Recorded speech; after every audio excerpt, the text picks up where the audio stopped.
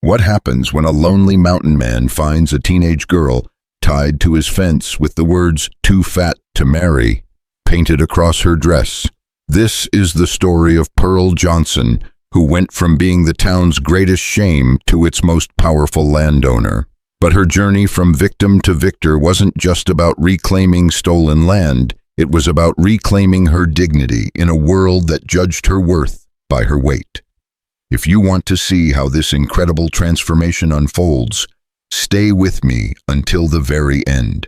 And please comment below with the name of your city so I can see how far this story has traveled across the world.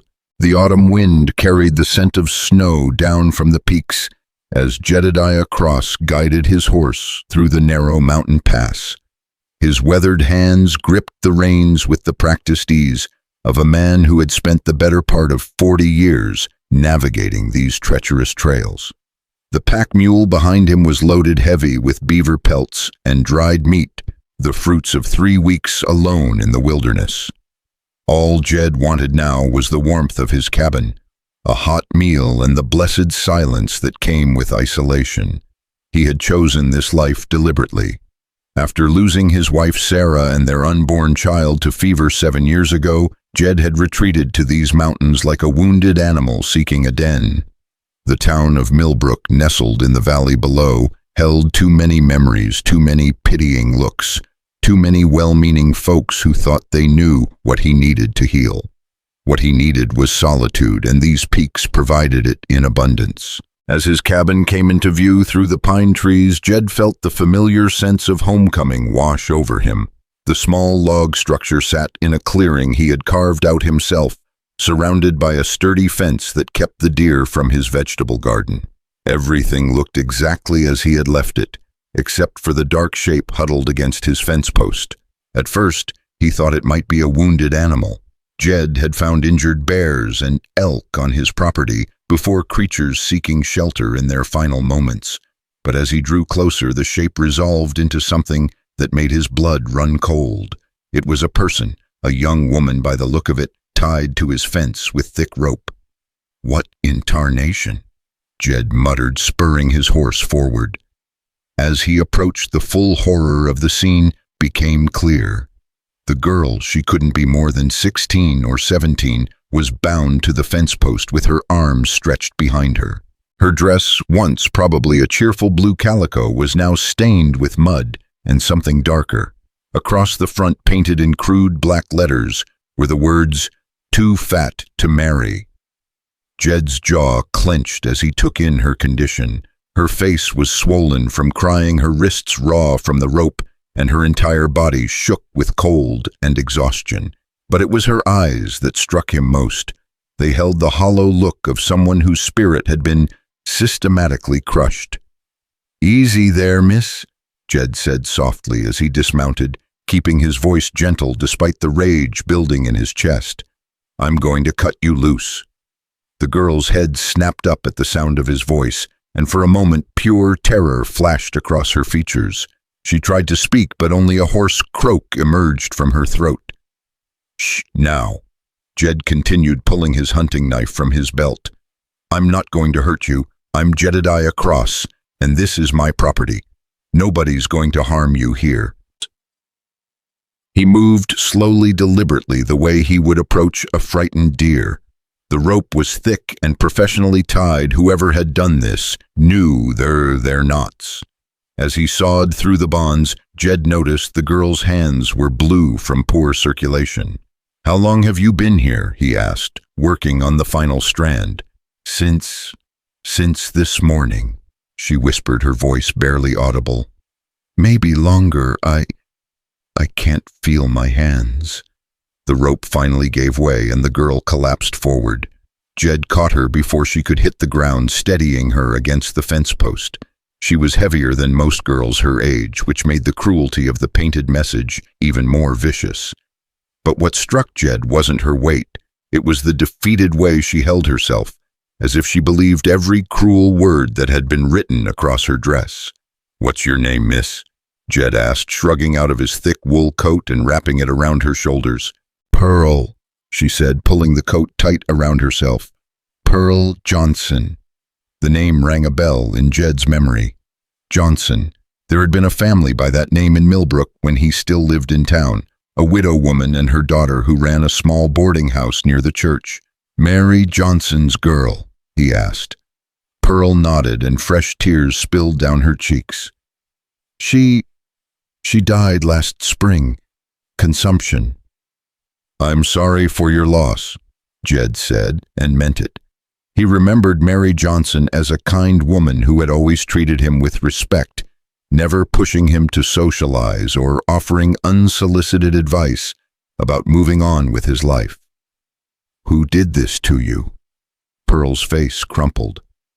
Some boys from town, they said it was a joke, that nobody would ever want to marry someone like me anyway, so they were just making it official. The casual cruelty of it hit Jed like a physical blow. He had seen plenty of meanness in his 43 years, but there was something particularly vicious about humiliating a child this way. His hands clenched into fists as he imagined getting hold of the boys responsible. Well, their idea of humor needs some serious adjustment, Jed said grimly. Can you stand? Pearl nodded and pushed herself upright, though she swayed slightly. Jed offered his arm for support, noting how she flinched at the contact. Trust would take time. Let's get you inside where it's warm, he said. We'll figure out what to do next once you've had some food and rest. The cabin was sparse but clean furnished with handmade furniture and warmed by a large stone fireplace. Jed guided Pearl to a chair near the hearth and began building up the fire, stealing glances at her as he worked. In the better light, he could see that someone had not only painted the cruel message on her dress, but had also dumped what looked like tar in her hair.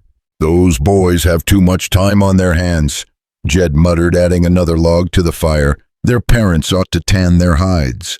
Please don't tell anyone I'm here, Pearl said suddenly, her voice tight with panic. If they find out I came to you, they'll do something worse next time. Jed turned to face her fully. Next time, you mean this has happened before? Pearl's cheeks flushed red. Not exactly like this, but they've been bothering me since Mama died. Calling me names, throwing things at me when I walk to the general store. Clay Henson says I'm too ugly to live in a decent town. Clay Henson, Jed repeated the name, leaving a bitter taste in his mouth. He knew the Henson family well. They owned the largest ranch in the valley and had a reputation for thinking they were better than everyone else. Thomas Henson, the patriarch, had always been arrogant, but apparently that arrogance had been passed down to his son. What exactly did young Henson and his friends do to you today? Jed asked, settling into the chair across from Pearl. Pearl wrapped his coat tighter around herself, as if the wool could protect her from the memory. I was walking home from the schoolhouse. I helped Mrs. Wheeler clean the classroom for a few cents when they cornered me behind Miller's barn. Clay said they had a bet about whether anyone would ever want to marry me. Then they grabbed me and tied me up. They had the paint ready and everything like they'd been planning it. How many of them? 4. Clay Henson, Billy Tucker, Jake Morrison, and Tom Walsh. Jed knew all those names. Sons of respectable families, young men who should have been taught better. The fact that they had planned this attack, come prepared with paint and rope, made it even more sinister. They loaded me in their wagon and drove up here. Pearl continued, her voice growing smaller. Clay said nobody would find me up here because you never come to town anymore. He said I could think about what a burden I was while I waited for someone to find my body. The casual mention of death sent ice through Jed's veins. They meant to leave you here to die. Pearl nodded miserably. Clay said it would be doing the town a favor, that nobody would miss me anyway. Jed stood abruptly and began pacing his boots heavy on the wooden floor. The more he heard, the angrier he became. This wasn't just schoolyard bullying, it was attempted murder dressed up as a prank. Well, Clay Henson is about to learn that some people don't take kindly to finding teenage girls tied up on their property, Jed said, his voice deadly quiet. No! Pearl lurched forward in her chair. Please, Mr. Cross, you can't say anything. The Hensons practically own this town. If you make trouble for Clay, his father will make sure you never sell another pelt or buy supplies in Millbrook again." Jed stopped pacing and looked at her. "You think I'm afraid of Thomas Henson? I think you're smart enough to know that fighting them will only make things worse," Pearl said, and there was a wisdom in her young voice that made Jed's heart ache. "For both of us." She was probably right from a practical standpoint. The Hensons did have significant influence in Millbrook, and Thomas Henson was known for holding grudges, but Jed found he didn't much care about practicality at the moment. "Tell me about your situation," he said instead. "Where have you been living since your mother passed?" Pearl's face fell.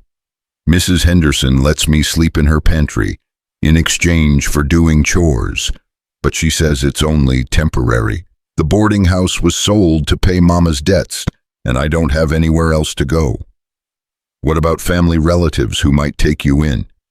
"Mama always said we were on our own. She never talked about her people, and I never knew my father." Pearl's voice grew bitter. "Mrs. Henderson says I'll probably have to go to the county poorhouse soon. She can't afford to feed an extra mouth much longer." The county poorhouse. Jed had heard stories about that place, overcrowded, understaffed, and filled with people who had been forgotten by the world. The idea of this girl ending up there already broken by cruelty made something fierce and protective rise in his chest. "That's not going to happen," he said firmly. Pearl looked up at him with surprise. "What do you mean?" "I mean you're not going to the poorhouse. And you're sure as hell not going back to Millbrook to be terrorized by those boys again." Jed resumed his pacing, his mind working. "We need to think this through properly. Mr. Cross, I can't ask you to—" "You're not asking, I'm offering." He stopped and faced her again. "Look, Pearl, I may not know you well, but I knew your mother. Mary Johnson was a decent woman who didn't deserve to leave her daughter at the mercy of people like the Hensons. And what happened to you today?" He shook his head. "That's not something I can just ignore." Pearl stared at him for a long moment, and Jed could see her trying to process his words. Probably she wasn't used to anyone offering her kindness without expecting something in return. "I don't understand," she said finally. "Why would you help me? You don't even know me." It was a fair question, and one Jed wasn't entirely sure he could answer. There was something about finding her tied to his fence, marked with that cruel message, that had awakened every protective instinct he possessed. Maybe it was because she reminded him of his late wife, not in appearance, but in the quiet dignity with which she bore her suffering. Or maybe it was simply that he recognized a fellow outcast, someone the world had deemed unworthy of basic human decency. "Sometimes a person just needs help," he said simply. "And sometimes another person is in a position to provide it. Doesn't need to be more complicated than that." Pearl's eyes filled with tears again, but these seemed different from the ones she had shed earlier. "I don't know what to say." "Don't say anything yet. First, let's get you cleaned up and fed. Then we'll figure out what comes next." Jed moved toward the kitchen area. "Are you hurt anywhere besides your wrists?"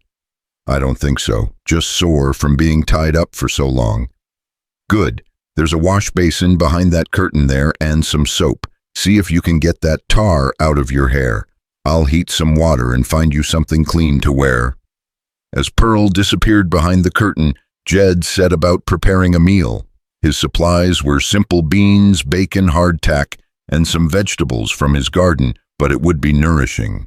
While the food cooked, he rummaged through a trunk in the corner until he found one of Sarah's old dresses. It would be too small around the waist for Pearl, but it was clean and whole, which was more than could be said for what she was currently wearing. From behind the curtain came the sound of splashing water and muffled sobs. Jed pretended not to hear the crying, understanding that Pearl needed to release some of the emotions she had been holding back. The girl had been through an ordeal that would have broken many adults, and she was still just a child. When she emerged 20 minutes later, Jed barely recognized her. With the tar washed from her hair and the dirt scrubbed from her face, Pearl was actually quite pretty. Her hair was a rich auburn color that caught the firelight, and her eyes were a striking green. The dress he had given her was indeed too small, but she had managed to make it work by leaving some of the buttons undone and wearing his coat over it.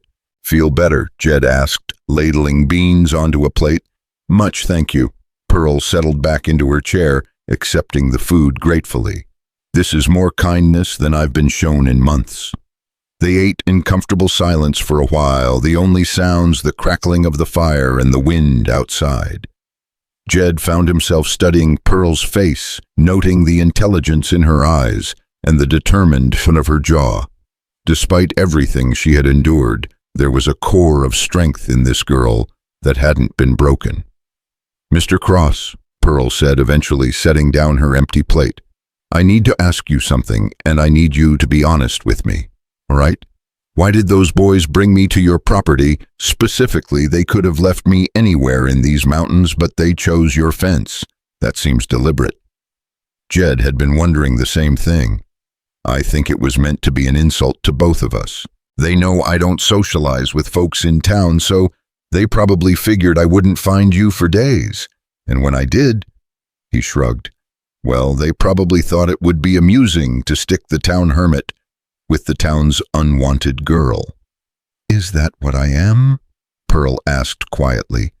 Unwanted. The question hit Jed harder than he expected. He thought about his own isolation, his own sense of being unwanted and unnecessary.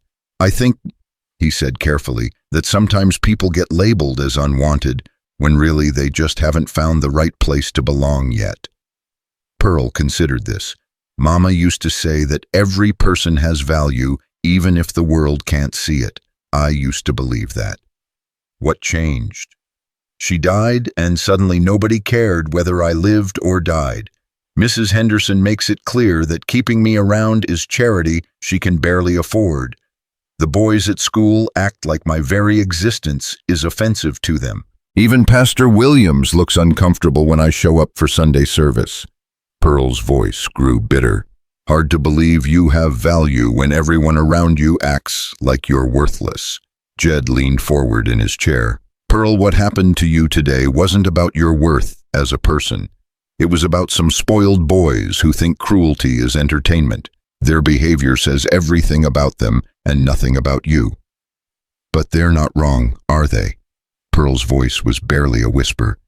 "I am too fat. I am poor. I don't have family or prospects or anything to offer a husband. Maybe they were just saying out loud what everyone else thinks." "No." Jed's voice was firm. "They were wrong about everything. You're a young woman who's had some bad luck and encountered some bad people. That doesn't define your worth or your future." Pearl looked at him with something approaching hope. "Do you really believe that?" "I do. And I think your mother would want you to believe it too." They were interrupted by a sound that made both of them freeze, the clip-clop of horses approaching the cabin. Jed moved quickly to the window, peering through the gap in the curtains. In the moonlight, he could see 3 riders approaching at a steady pace. "Who is it?" Pearl whispered, fear evident in her voice. "Can't tell yet." Jed reached for the rifle he kept mounted above the fireplace. "But we're about to find out." The riders stopped just outside the fence, and one of them called out in a voice that carried easily through the night air, "Cross, we know you're in there. Send out the Johnson girl." Jed's jaw tightened. He recognized the voice, Thomas Henson Clay's father. Apparently word of the day's events had reached the family patriarch.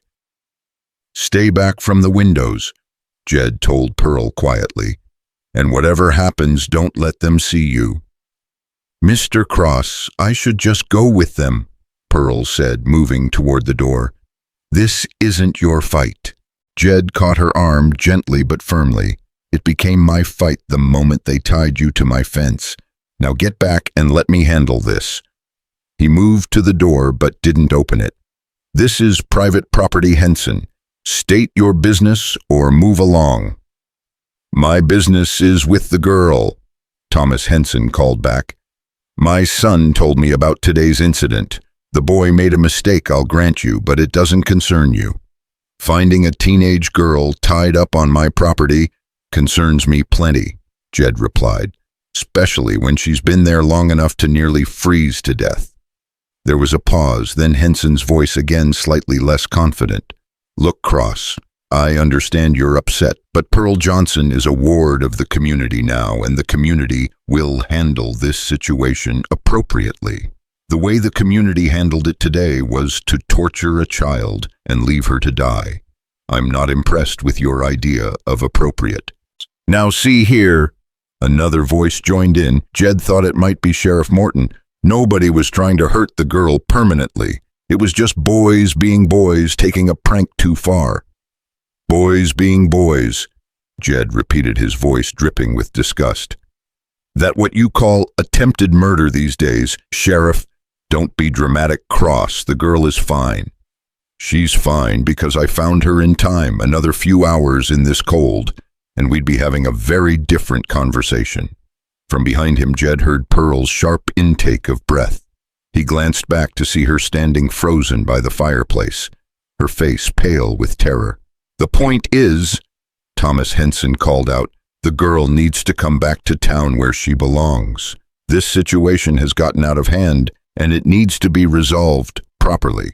And how exactly do you propose to resolve it? Jed asked. By pretending it never happened, by letting your son and his friends continue terrorizing anyone they see as an easy target. By making sure the girl understands that running away from her problems isn't the answer, Henson replied. She has responsibilities and town debts to pay, arrangements to honor. She can't just disappear into the mountains because she doesn't like the consequences of her actions. Jed's temper flared. Consequences of her actions? What actions, existing while poor, having the audacity to be born into a body that doesn't meet your son's standards? That's enough. Sheriff Morton's voice cracked like a whip. Cross, you're harboring a runaway, and that's against the law. Send the girl out now or I'll have to take action. Jed considered his options. He was outnumbered and outgunned, and while he was a good shot, he wasn't sure he could take on 3 armed men in an open confrontation. But he was also not about to hand Pearl over to the same people who had orchestrated her torment. Tell you what, Sheriff, Jed called out. Why don't you come back tomorrow in daylight with a proper warrant? Then we can discuss this like civilized men.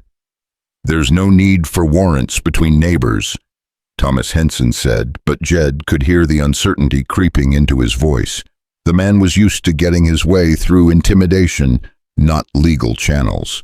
There is when you're accusing me of harboring a runaway, Jed replied.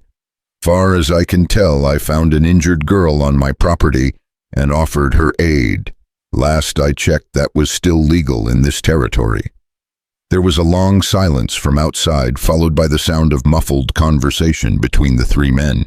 Finally, Thomas Henson spoke again. This isn't over, Cross. That girl belongs in town, and she's going to come back whether she wants to or not. We'll see about that, Jed said evenly. The sound of horses moving away filled the night air, but Jed didn't relax until the hoofbeats had faded completely into the distance. When he turned back to Pearl, he found her sitting on the floor by the fireplace, her arms wrapped around her knees. They're not going to give up, she said quietly.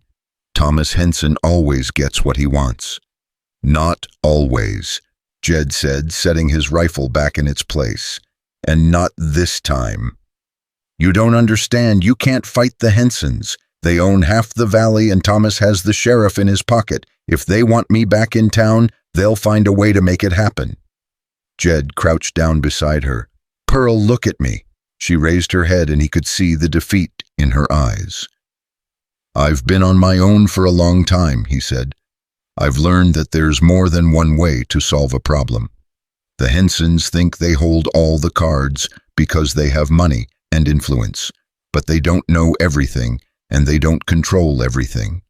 What do you mean? I mean, we're going to find out exactly why they're so eager to get you back to town, because I'm willing to bet it has nothing to do with your supposed responsibilities and everything to do with something they don't want you to discover. Pearl frowned. I don't understand. Think about it. You said your mother died last spring and the boarding house was sold to pay debts. But from what I remember, Mary Johnson owned that property outright. Her husband bought it before he died, and she never took out any loans against it. So what debts could there have been? I don't know. Mrs. Henderson handled all of that. She said Mama owed money to the doctor and the general store and that the house had to be sold to cover it. And who bought the house? Pearl's eyes widened as understanding began to dawn. Thomas Henson. He bought it for his son Clay, said it would make a good wedding present when Clay found a suitable wife. Convenient, Jed said grimly. And I'm betting if we looked into it, we'd find that those debts weren't nearly as large as claimed, or maybe they didn't exist at all.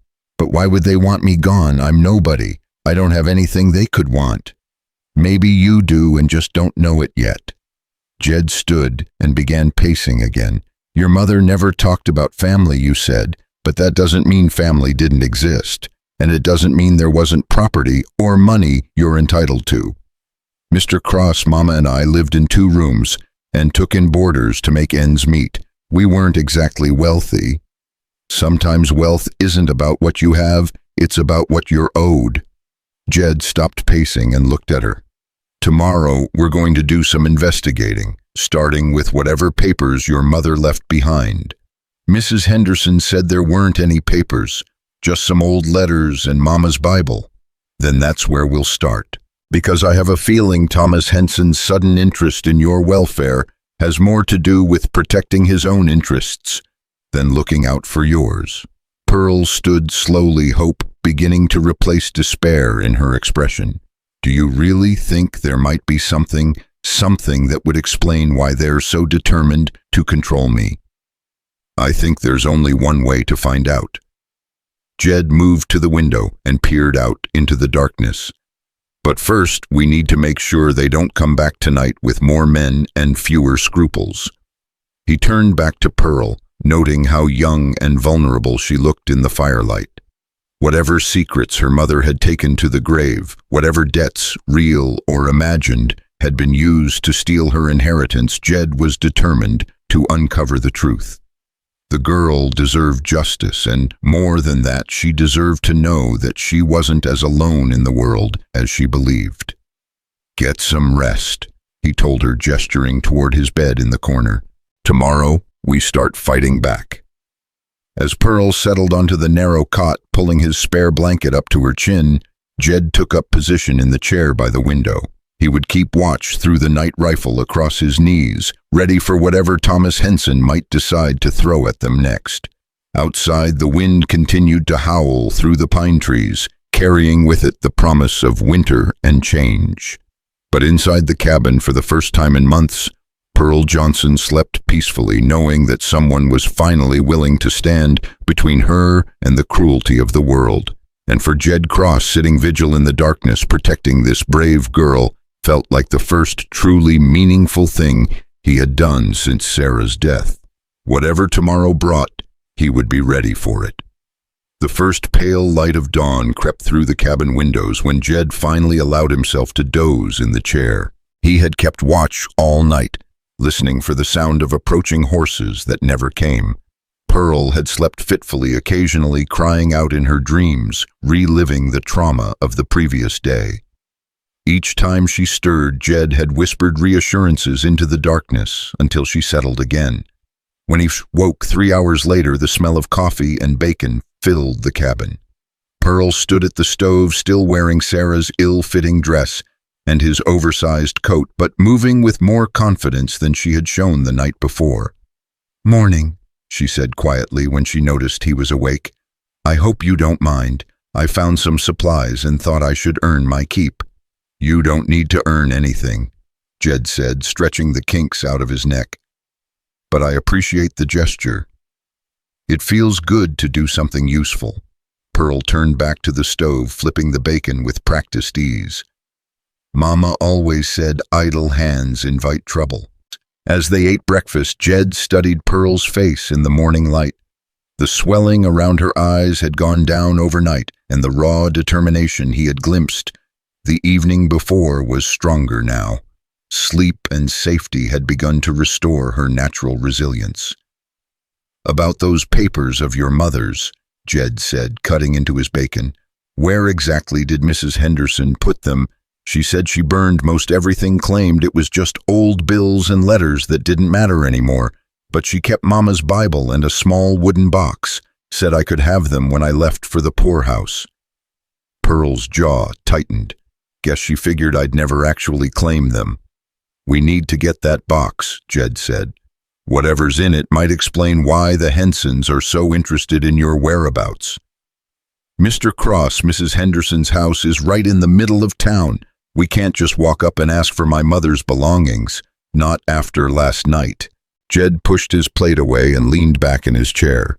No, we can't. But there are other ways to get information. What do you mean? I mean, I still have a few friends in Millbrook, people who don't dance to Thomas Henson's tune. Mary Little Elk, for one. She teaches at the school and makes it her business to know everything that happens in town. If anyone can tell us what really went on with your mother's estate, it's her. Pearl frowned. The Indian woman. But she keeps to herself mostly. Why would she help us? Because Mary understands what it's like to be an outsider in that town, and because she's got a strong sense of justice. Jed stood and moved to the window, scanning the tree line for any sign of watchers.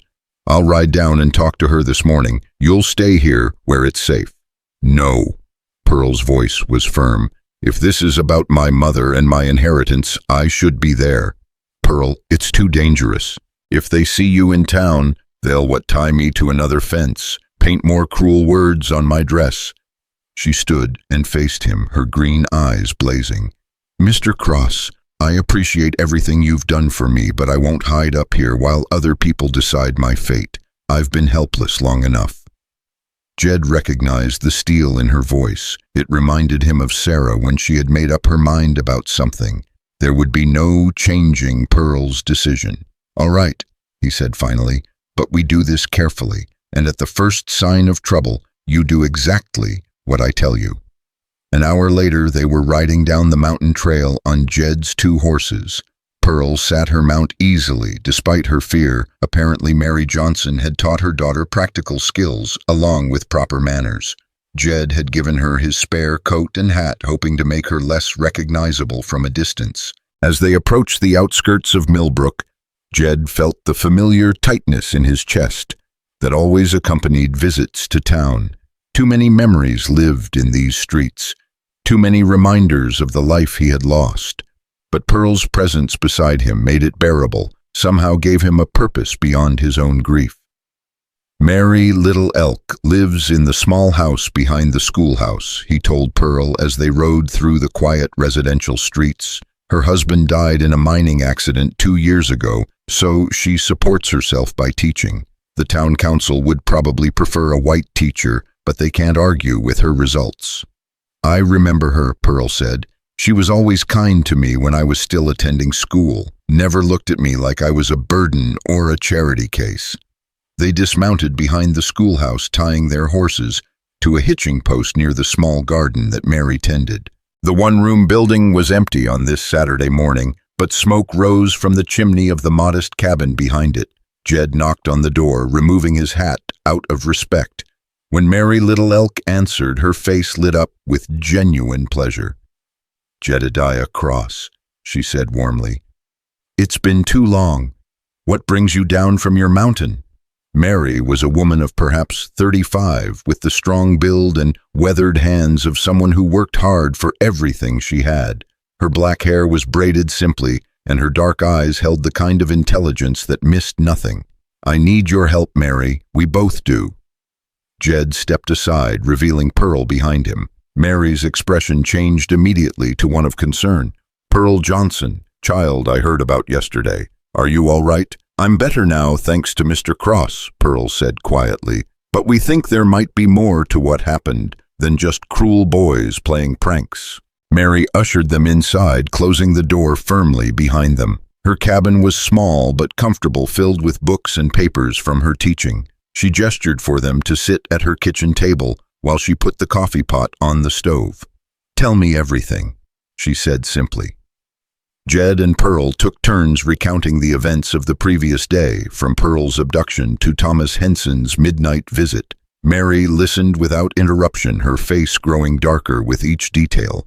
"Those boys should be horsewhipped," she said when they finished, "and their fathers along with them. But you're right to think there's more to this. The timing is too convenient." "What do you mean?" Pearl asked. Mary poured coffee for all three of them before answering. "Your mother's death wasn't unexpected. She'd been sick for months. But the speed with which her affairs were settled afterward raised eyebrows. Mrs. Henderson claimed Mary owed substantial debts, but your mother was careful with money. She had to be raising a child alone." "You knew my mother well?" Pearl asked. "Better than most people realized. We often talked after school when you were younger. Mary was worried about your future, especially about what would happen if something happened to her." Mary sipped her coffee thoughtfully. She mentioned having family back east relations she'd lost touch with, and she talked about property that might rightfully belong to you. Pearl leaned forward eagerly. "What kind of property?" She was vague about the details, but she said your grandfather had owned land in Colorado Territory before the war, good land near a river. She thought the deed might still be valid, even though the family had been scattered by hard times. Jed felt pieces of a puzzle beginning to fall into place. Did she ever mention this to Mrs. Henderson or anyone else? Not that I know of. Mary was careful about who she trusted with family information. Too many people in town were already looking down on her for being a widow with a child, and no visible means of support. Mary's voice grew bitter. "Small towns can be cruel to women without men to protect them." "But she must have left some record of this family connection," Pearl said. "Letters, papers, something." "She did. I saw her reading old letters, sometimes letters with postmarks from back east. And she had a tin box where she kept important documents. She showed it to me once when she was particularly sick, said she wanted someone to know where it was in case something happened to her." "Mrs. Henderson said she burned most of Mama's papers," Pearl said, "but she kept the Bible and a wooden box." Mary's eyes sharpened. "A wooden box small made of cherry wood with brass hinges. I think so. I only saw it briefly when Mrs. Henderson was packing up our belongings." "That's the box your mother showed me. She said it contained the most important things she owned. Family documents, land deeds, letters from relatives." Mary shoved down her coffee cup with a decisive clink. "Pearl, that box could contain proof of your inheritance." "But how do we get it?" Jed asked. "Mrs. Henderson isn't likely to hand it over willingly, especially if she's involved in whatever scheme the Hensons are running." Mary stood and moved to her window, peering out at the street. "Mrs. Henderson goes to the market every Saturday morning at 10 o'clock, regular as clockwork. She'll be gone for at least an hour." "You're suggesting we break into her house?" Pearl asked, shocked. "I'm suggesting you reclaim your own property," Mary corrected. "Those documents belong to you by right. Mrs. Henderson had no legal authority to dispose of your mother's personal effects without your consent." Jed checked his pocket watch. It was nearly 9:30. "If we're going to do this, we need to move now." "I'm coming with you," Mary said, already reaching for her coat. "Mary, you could lose your teaching position if you're caught," Jed protested. "Some things are more important than job security," she replied firmly. "Besides, I knew your mother, Pearl. She was a good woman who deserved better than what this town gave her. The least I can do is help her daughter get what's rightfully hers." The three of them made their way through the back streets of Millbrook, avoiding the main thoroughfares where they might be recognized. Mrs. Henderson's house sat on a quiet residential street, a modest two-story building with a small front garden. True to Mary's prediction, the house appeared empty. "The pantry where I've been sleeping is in the back," Pearl whispered as they approached from the rear. "There's a window that doesn't latch properly." "You're sure she's gone?" Jed asked, scanning the neighboring houses for signs of watchers. "Her buggy's not in the barn," Mary confirmed, "and she never varies her routine." They slipped around to the back of the house where Pearl pointed out a small window near the ground level. Jed tested it gently and found it opened easily, revealing the dark interior of a storage pantry. "I'll go in first," he said. "Then I'll help you both through." The pantry was cramped and smelled of preserves and dried goods. Jed squeezed between shelves of canned vegetables and sacks of flour to reach the door leading into the main house. It opened onto a narrow hallway that connected the kitchen to the front parlor. "Where did she put your mother's things?" Mary asked as she and Pearl climbed through the window. "Upstairs in the spare bedroom. She said they were taking up too much space in the pantry." Pearl led them to a steep staircase at the front of the house. The spare bedroom was dusty and filled with cast-off furniture. In one corner sat a small trunk, and beside it, wrapped in an old tablecloth, were the promised items: a well-worn Bible and a small cherry wood box with brass hinges. Pearl's hand shook as she unwrapped the box. "This is it. This is Mama's treasure box." The box was locked, but the brass mechanism was old and simple. Jed worked at it with his knife until it clicked open. Inside, nestled in faded silk lining, were folded papers, several letters tied with ribbon, and a small daguerreotype of a stern-looking man in a military uniform. "That's my grandfather," Pearl breathed, touching the photograph gently. "Mama showed me this once when I was little. She said he was a soldier who fought in the war between the states." Mary picked up one of the letters, examining the postmark. "This is from Denver, dated just 2 years ago. Someone was still writing to your mother recently." Pearl opened the letter with trembling fingers and read aloud, "Dear Cousin Mary, I hope this letter finds you well. The legal matter we discussed regarding Father's land grant is proceeding slowly, but the territorial court assures me that clear title can be established with proper documentation. The property is worth considerably more now than when Father first claimed it, as the railroad has brought development to the valley. Please send copies of any documents you have regarding Father's original claim and your marriage certificate proving your connection to our family. Your devoted cousin, Samuel Morrison." The three of them stared at each other in stunned silence. "Samuel Morrison," Jed said slowly. "That's Jake Morrison's father, the boy who helped tie you to my fence yesterday." "The railroad," Mary added. "That land must be worth a fortune if the railroad is developing the area." Pearl rifled through the other papers in the box, finding more letters from Samuel Morrison and what appeared to be a copy of an original land grant dated 1863. The document was written in formal legal language, but the essential facts were clear. Pearl's grandfather, Captain James Morrison, had been granted 640 acres of prime Colorado territory in recognition of his military service. "According to this," Pearl said, her voice growing stronger with each word, "I'm the sole heir to my grandfather's land. Mama was his only child, and I'm her only child." "That explains everything," Jed said grimly. "Thomas Henson must have known about this inheritance somehow. Maybe Samuel Morrison contacted him directly, or maybe he overheard something. Either way, he realized that if you disappeared or ended up in the poorhouse, no one would be around to claim the inheritance." "But how would that benefit him?" Pearl asked. Mary was examining another document from the box. "Because according to this letter from a Denver law firm, if no heir claims the property within 5 years of Captain Morrison's death, it reverts to territorial authority and can be sold at public auction. And guess who would have the money and connections to buy prime railroad land at auction prices?" "Thomas Henson," Pearl said, her voice filled with dawning understanding and rage. "He's been planning to steal my inheritance all along."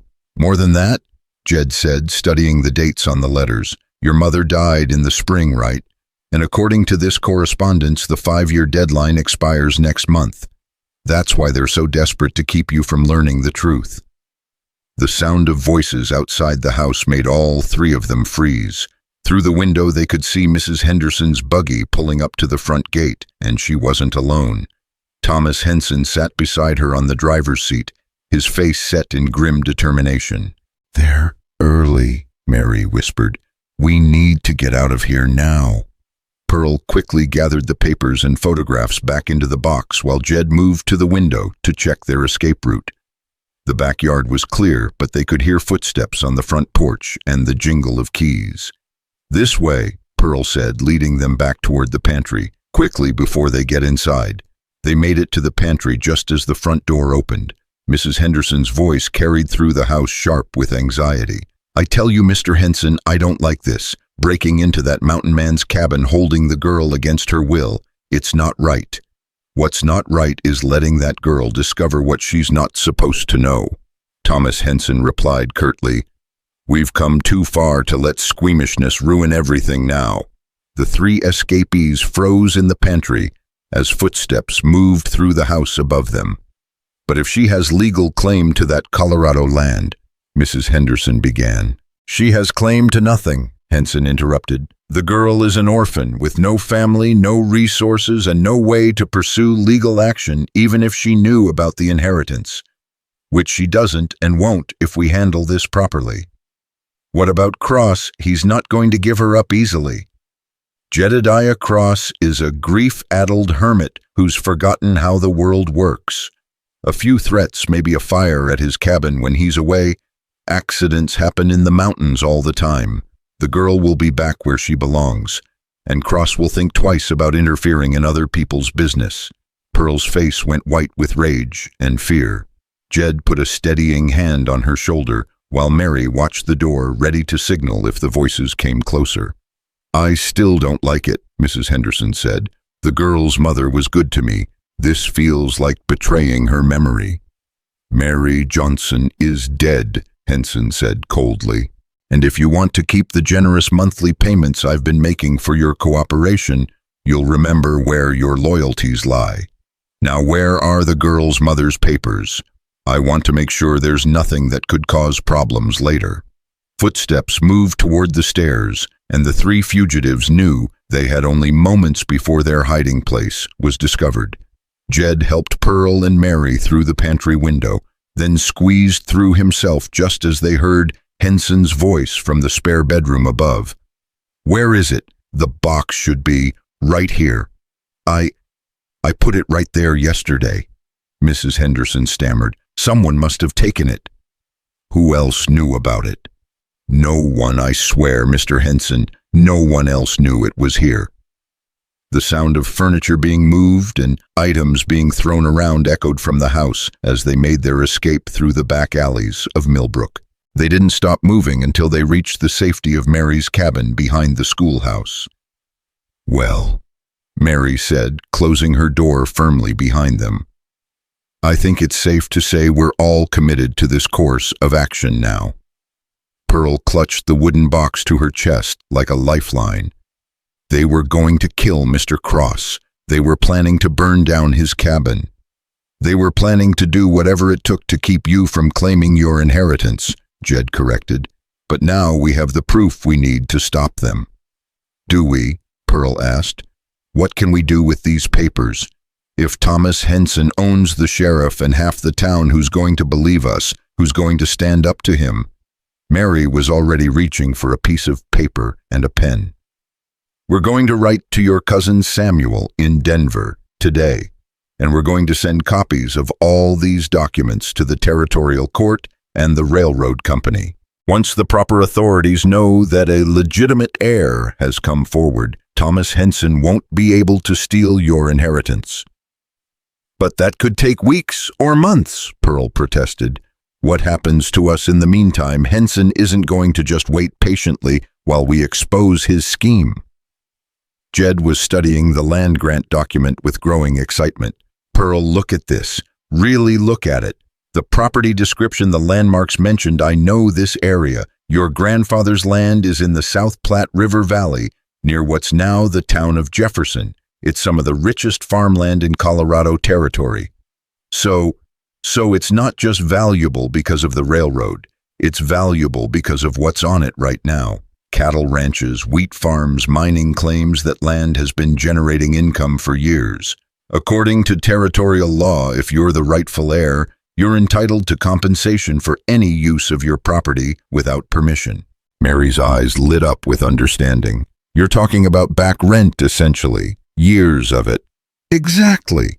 Pearl, you're not just inheriting empty land. You're inheriting one of the most valuable properties in Colorado Territory plus years of compensation from whoever's been using it illegally. Pearl sank into a chair, overwhelmed. I can't. This is too much. Yesterday I was sleeping in a pantry and being told I was too worthless to marry. Today you're telling me I'm rich. You're not rich yet, Jed said gently, but you have the means to become financially independent, which is what your mother wanted for you. The question is, are you willing to fight for it? Before Pearl could answer, the sound of horses outside made them all tense. Mary moved to the window and peered through the curtains. It's Sheriff Morton, she said quietly, with 2 deputies there surrounding the cabin. Jed reached for his rifle, but Mary stopped him. No guns. That will only make things worse. Let me handle this. She moved to the door and opened it before the sheriff could knock. Good morning, Sheriff Morton. What brings you to my home? Morning, Mary. I'm looking for Jedediah Cross and the Johnson girl. I have reason to believe they might be here. Oh, what reason is that? Sheriff Morton shifted uncomfortably. He was a weak man who had gotten his job through political connections rather than competence, and he clearly didn't enjoy confronting someone as formidable as Mary Little Elk. There was a break-in at Mrs. Henderson's house this morning. Some valuable items were stolen. Mr. Henson thinks Cross and the girl might be responsible. That's a serious accusation, Sheriff. Do you have any evidence? Well, no, but then I suggest you get some before you start making arrests. Mary's voice carried the authority of someone who had faced down roomfuls of unruly children and won. Because the last I heard, we still lived under the rule of law in this territory. Now look here, Mary, I don't want any trouble, but if you're harboring fugitives— I'm harboring no one, Mary said firmly. I'm having coffee in my own home, which is still my right as a citizen. If you want to search my property, you'll need a warrant. If you want to make accusations, you'll need evidence. And if you want to continue this conversation, you'll need to show me more respect than you're currently demonstrating. Sheriff Morton wilted under her steady gaze. There's no need to get hostile, Mary. I'm just doing my job. Then do it properly. Good day, Sheriff. She closed the door firmly and returned to the table where Jed and Pearl waited in tense silence. That won't hold them off for long, Jed said. Henson will pressure Morton to get a warrant, trumped up charges or not. Then we need to move fast, Mary said. How quickly can we get those letters written and sent to Denver? I can have them ready within the hour, Pearl said, her voice growing stronger with determination. But how do we get them sent without Henson intercepting them? Mary smiled.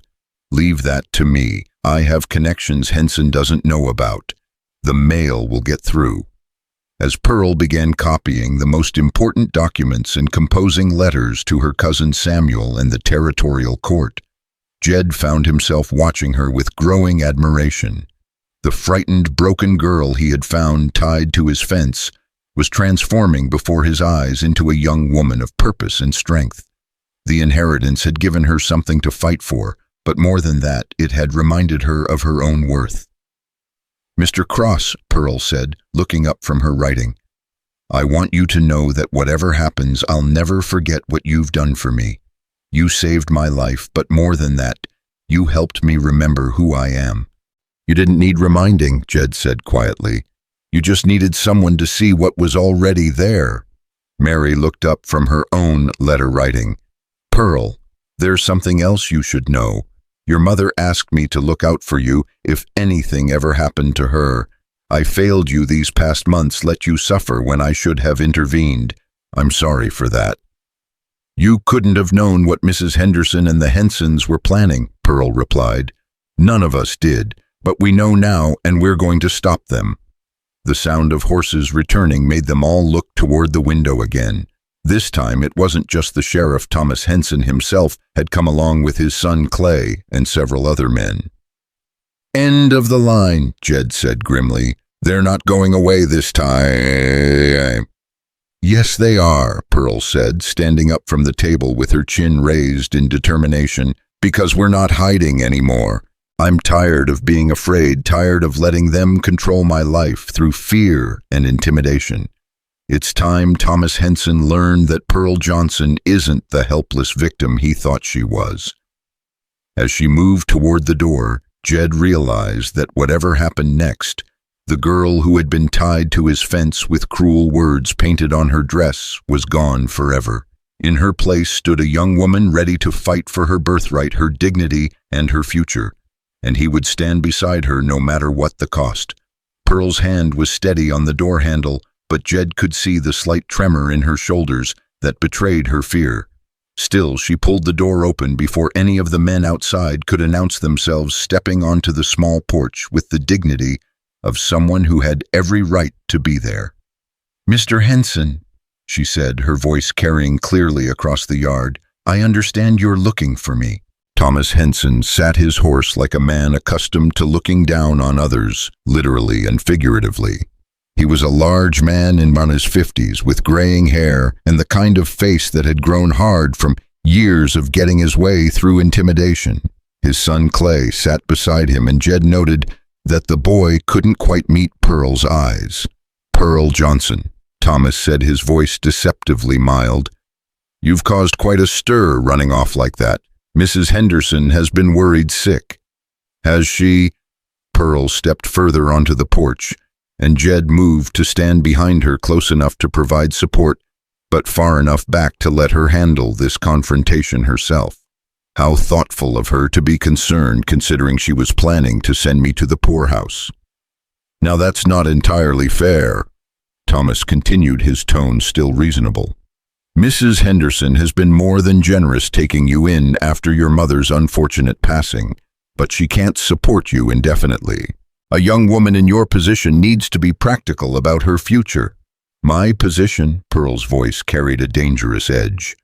"And what position would that be, Mr. Henson?" Sheriff Morton shifted uncomfortably in his saddle. "Now see here, Pearl, there's no need for hostility. Mr. Henson is trying to help you understand your situation." "I understand my situation perfectly, Sheriff Morton." Pearl's eyes never left Thomas Henson's face. "The question is whether Mr. Henson understands his." Clay Henson finally spoke up, his voice defensive and angry. "You can't just run off and hide behind Cross like some kind of... Like some kind of what, Clay?" Pearl asked quietly. "Go ahead, finish what you were going to say. I'm sure it's no worse than what you painted on my dress yesterday."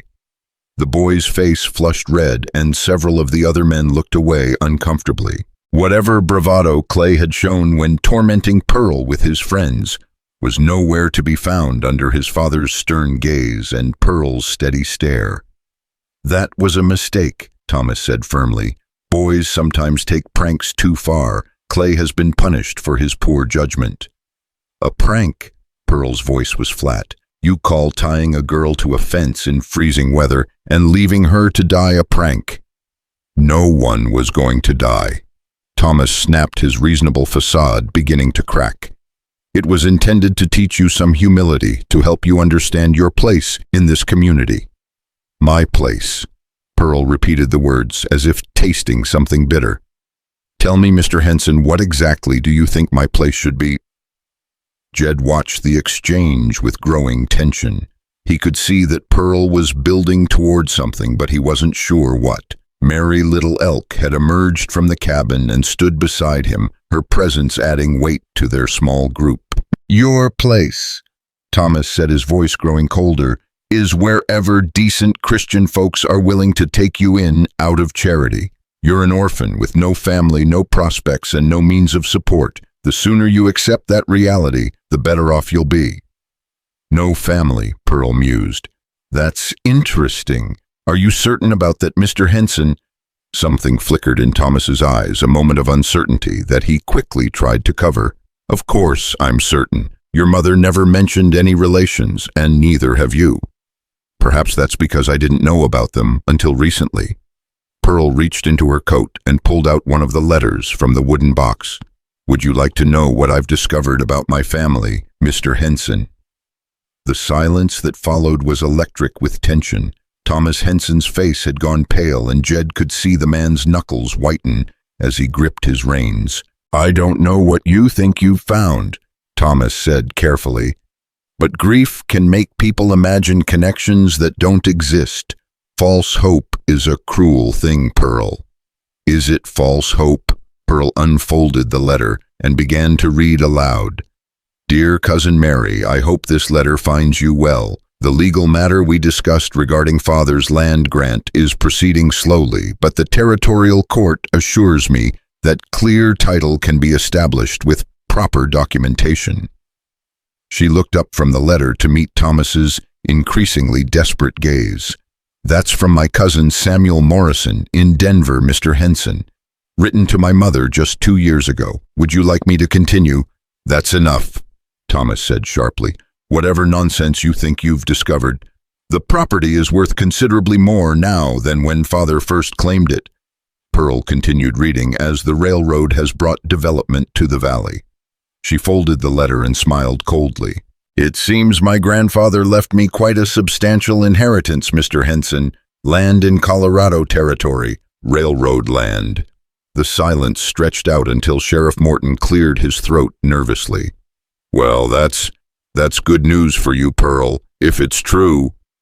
Oh, it's true. Mary Little Elk spoke for the first time, her voice carrying the authority of an educated woman. I've seen the documents, land grants signed by the territorial governor himself, letters from Denver law firms, correspondence from the railroad company. Pearl Johnson is the sole heir to 640 acres of prime Colorado real estate. Thomas Henson's mask finally slipped completely. You have no idea what you're meddling with, he snarled. That land has been managed by responsible parties for years. It takes more than some old papers to make a legal claim. You're right, Pearl said agreeably. It takes proper legal representation and official territorial recognition, which is why I've written to my cousin Samuel, the territorial court in Denver, and the railroad company. They should all receive my letters within the week. You've done what? The words exploded from Thomas with such force that his horse shied nervously. I've informed the proper authorities that Pearl Johnson, rightful heir to the Morrison land grant, is alive and well and ready to claim her inheritance, Pearl said. I've also requested a full accounting of any income generated by that land over the past several years, since I understand someone has been using my property without permission. Clay Henson found his voice again. Pa, what's she talking about? What land? Thomas shot his son a look that could have melted steel. Shut your mouth, boy. But the damage was done. The other men in the group were looking at Thomas with new understanding, and Sheriff Morton was beginning to realize that he had stumbled into something much more complicated than a simple runaway case. Sheriff, Jed said quietly, I think you should know that we overheard Mr. Henson discussing plans to burn down my cabin to force Pearl back to town. Might want to add that to your investigation. That's a lie, Thomas shouted. Morton, arrest them for theft and slander. Sheriff Morton looked deeply uncomfortable. Mr. Henson, if the girl has legitimate claim to valuable property, this becomes a territorial matter. I can't just arrest people for claiming their own inheritance. She has no inheritance. Thomas's composure cracked completely. She's nobody, a fat, worthless orphan with delusions of grandeur. The cruel words hung in the air like poison, and Jed saw Pearl flinch as if she'd been struck, but instead of breaking down, she straightened her shoulders and looked Thomas Henson directly in the eye. You're right about one thing, Mr. Henson. I am fat. I am an orphan, and until yesterday, I believed I was worthless. Her voice grew stronger with each word. But I've learned something important since then. My worth isn't determined by my appearance or my circumstances. It's determined by my actions and my character. And right now my character is telling me to fight for what's mine. She pulled out another document from her coat. This is a copy of my grandfather's military commission, Captain James Morrison, decorated veteran of the Union Army. He fought to preserve this nation and was rewarded with land in recognition of his service. That land became part of his legacy, passed down to his daughter and then to me. Pearl's voice carried across the yard with surprising power. You may own half this town, Mr. Henson, but you don't own me, And you certainly don't own my inheritance. The only question now is whether you're going to try to fight a legal battle you can't win, or whether you're going to accept that your scheme has failed. Thomas Henson's face had gone from pale to purple with rage. You think you can threaten me, you little... That's enough! The new voice came from behind the group of horsemen, and everyone turned to see Judge Everett Hale riding up the path. The judge was an elderly man with white hair and a face carved by years of making difficult decisions, but his presence commanded immediate respect. Judge Hale, Sheriff Morton said with obvious relief. Thank goodness you're here. This situation has gotten quite complicated. Judge Hale dismounted slowly and walked toward the porch where Pearl stood. His eyes took in the scene, the angry Thomas Henson, the nervous sheriff, the defiant young woman holding documents in her hand. Miss Johnson, he said formally, I understand there's been some question about your family circumstances. Yes, sir, Pearl replied respectfully. I've recently discovered that I have living relatives and may have inherited property from my grandfather. May I see the documents you've mentioned? Pearl handed over the letters and land grant. Without hesitation, Judge Hale examined them carefully, his expression growing more serious with each page. These appear genuine, he said finally. The territorial seal on this land grant is authentic, and the correspondence from Denver bears the correct legal letterhead. He looked up at Pearl. Young lady, if these documents are legitimate, you may indeed have a substantial claim to valuable property. Judge, Thomas Henson said, spurring his horse forward, surely you can see that this is some kind of fraud. The girl has been fed false information by people who want to cause trouble. Judge Hale's cold gaze shifted to Thomas. Are you suggesting that these territorial documents are forgeries, Mr. Henson?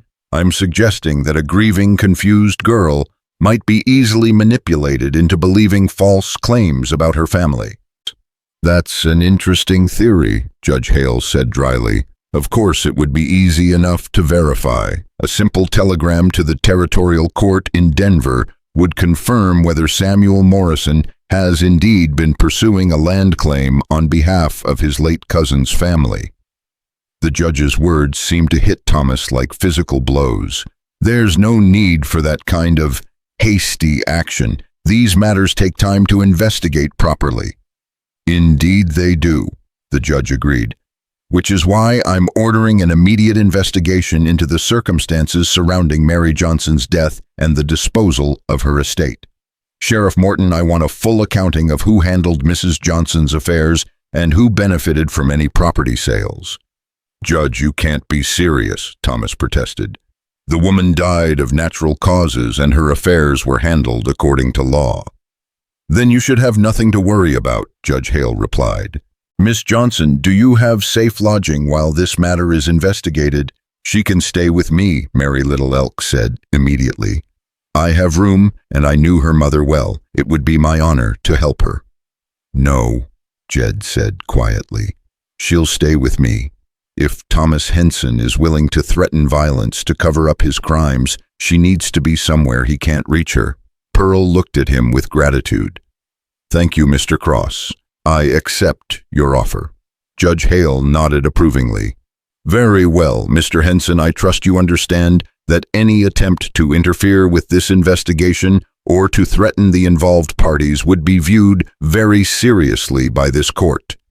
Thomas Henson's voice was tight with barely controlled fury. Of course, Judge, I have every respect for the legal process. Excellent. Sheriff Morton, I want you to take statements from everyone involved in yesterday's incident, and I want a detailed report on my desk by Monday morning. As the judge remounted his horse and rode away, the tension in the yard shifted. Thomas Henson was no longer in control of the situation, and everyone present knew it.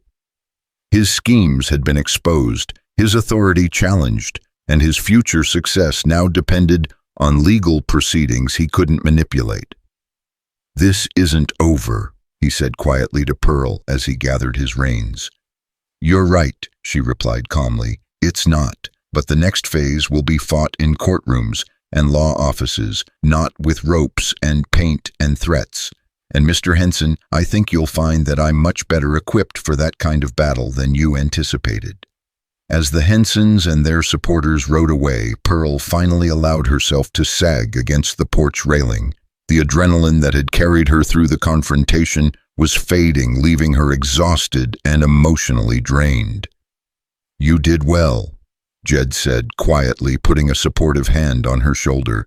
"Your mother would be proud." "I hope so," Pearl said. "I keep thinking about what she went through facing all this alone while she was sick. How did she bear it?" "The same way you're bearing it now," Mary Little Elk said, joining them on the porch. "With courage and dignity, and the knowledge that she was fighting for something bigger than herself.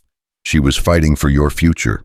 Sheriff Morton approached the porch, looking uncomfortable but determined to do his duty now that Judge Hale had made the stakes clear. "Miss Johnson," he said formally, "I need to take your statement about yesterday's incident, and I'll need statements from both Mr. Cross and Miss Little Elk about what you observed today." The next hour was spent providing detailed accounts of everything that had happened since Pearl was found tied to Jed's fence. Sheriff Morton wrote everything down carefully, asking pointed questions about Thomas Henson's threats and his obvious knowledge of Pearl's inheritance. When they finished, the sheriff closed his notebook and looked directly at Pearl. "Miss Johnson, I owe you an apology. I should have investigated yesterday's incident more thoroughly instead of accepting Mr. Henson's version of events." "Thank you, Sheriff. I appreciate that. For what it's worth, I think Judge Hale is right to order a full investigation. There are too many coincidences here, too many convenient explanations." He tipped his hat. "I'll make sure you have protection while this matter is being resolved." After the sheriff departed, the three of them returned to Mary's cabin to discuss their next steps. Pearl spread the documents from her mother's box across the kitchen table, studying them with new eyes now that she understood their significance. "I can't believe Mama never told me about this," she said, tracing the elegant handwriting in one of Samuel Morrison's letters. "She must have been protecting me somehow." "She was protecting you," Mary confirmed. "Your mother was a smart woman who understood how dangerous knowledge could be in the wrong hands. She knew that as long as you were unaware of your inheritance, you were safe from people who might try to use you to get to it." "But now that it's out in the open, what happens next?" Pearl asked. Jed was examining the land grant document. "Now we make sure your claim is properly established before Thomas Henson can find a way to challenge it. That means getting these documents to Denver as quickly as possible and hiring proper legal representation." "How do we do that? I don't have money for lawyers or travel expenses." "You don't need money up front," Mary said. "Any competent lawyer will take this case on contingency, meaning they get paid when you collect your inheritance. With this much money at stake, you'll have plenty of legal representation." Pearl looked overwhelmed again. "This morning I was worried about where I'd sleep tonight. Now you're talking about lawyers and inheritance and fighting powerful men in court. I don't know if I'm strong enough for all this." "You're stronger than you know," Jed said firmly, "and you won't be fighting alone. We'll help you through every step of this process." "Why?" Pearl asked. "I mean, I'm grateful, but why are you both willing to risk so much for someone you barely know?" Mary and Jed exchanged a look, and Jed realized they both understood something that Pearl was only beginning to grasp. "Because," Mary said gently, "sometimes fighting for someone else's justice is the same as fighting for your own. Your mother was my friend, and I failed to protect you when she died. This is my chance to make that right." And because, Jed added, "some things are worth fighting for regardless of personal cost. Your right to inherit your grandfather's legacy is one of those things." Pearl was quiet for a long moment, absorbing their words. When she spoke again, her voice was steady and determined. "Then we fight. But we do it right. We use the law, we follow proper procedures, and we make sure that when this is over, no one can say we won by cheating or intimidation." "Agreed," Jed said. "But we also need to be prepared for Thomas Henson to fight back. He's invested too much in this scheme to give up easily, and he has resources we don't." "What kind of resources?" Pearl asked. "Money, influence, connections. He might try to have the documents declared forgeries or claim that your grandfather's land grant was invalidated by some technicality. He might even try to prove that you're not really Mary Johnson's daughter." Pearl's eyes flashed with anger. "Let him try. I have my birth certificate, baptismal record, school enrollment documents. There are dozens of people in this town who can testify that I'm Mary Johnson's daughter." "That's true," Mary agreed, "but we should also be prepared for him to use more personal attacks. He'll try to make your character an issue, claim that you're mentally unstable or morally unfit to inherit property." "Based on what evidence?" "Based on yesterday's incident," Jed said grimly. "He'll claim that you were involved in some kind of scandal with those boys, that you brought the attack on yourself somehow. Rich men are good at making their victims look like villains." Pearl's face hardened. "Then we make sure the truth comes out. All of it, including Thomas Henson's role in planning the attack and his scheme to steal my inheritance." As the afternoon wore on, they developed a comprehensive plan. Mary would use her connections to ensure their letters reached Denver safely and quickly. Jed would provide security and help Pearl gather any additional documentation she might need. And Pearl would begin the difficult process of transforming herself from a victim into a legal claimant. "There's one more thing," Pearl said as they prepared to leave Mary's cabin. "I want to confront Mrs. Henderson directly. I want to know exactly what role she played in this scheme and whether she acted willingly or was coerced." "That could be dangerous," Jed warned. "If she's been cooperating with Henson, she might not react well to being exposed." "She might also be another victim," Pearl countered. "Either way, I need to know the truth. I owe Mama that much." As they mounted their horses for the ride back to Jed's cabin, Pearl took one last look at the town of Millbrook spread out below them. 2 days ago, this place had been her entire world, a world that had shown her nothing but cruelty and rejection. Now it felt small and insignificant compared to the future that was opening up before her.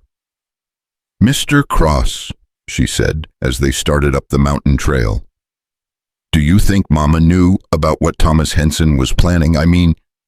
Jed considered the question carefully. "I think your mother was a smart woman who understood that powerful people don't always act honorably. She may not have known the specifics, but she probably suspected that your inheritance would attract the wrong kind of attention. Then she died knowing I would have to face this alone." "No," Jed said firmly. "She died knowing she had raised a daughter strong enough to face whatever came, and she was right." As they rode toward the cabin where Pearl's new life had begun just 24 hours earlier, none of them could have predicted how dramatically the balance of power in Millbrook was about to shift. Thomas Henson's empire, built on intimidation and secret schemes, was about to face its greatest challenge from the most unlikely source imaginable. The fat, worthless orphan he had tried to destroy was about to become the wealthiest woman in 3 counties, and she was no longer afraid of him. The telegram arrived at Jed's cabin 3 weeks later, delivered by a breathless rider who had pushed his horse hard up the mountain trail. Pearl's hands trembled as she tore open the yellow envelope, her heart pounding with anticipation and dread in equal measure. "It's from Samuel," she said, her voice barely audible as she scanned the brief message. Then her face broke into the first genuine smile Jed had seen since he'd found her tied to his fence. "He's coming. My cousin Samuel is coming to Millbrook with a lawyer from the territorial court." Jed looked up from the leather harness he was mending. "When, next week, he says the court has verified all the documents and I have a legitimate claim to the Morrison land grant." Pearl's voice grew stronger with each word. "He also says there's been illegal occupation of the property for over 2 years and I'm entitled to compensation." "How much compensation?"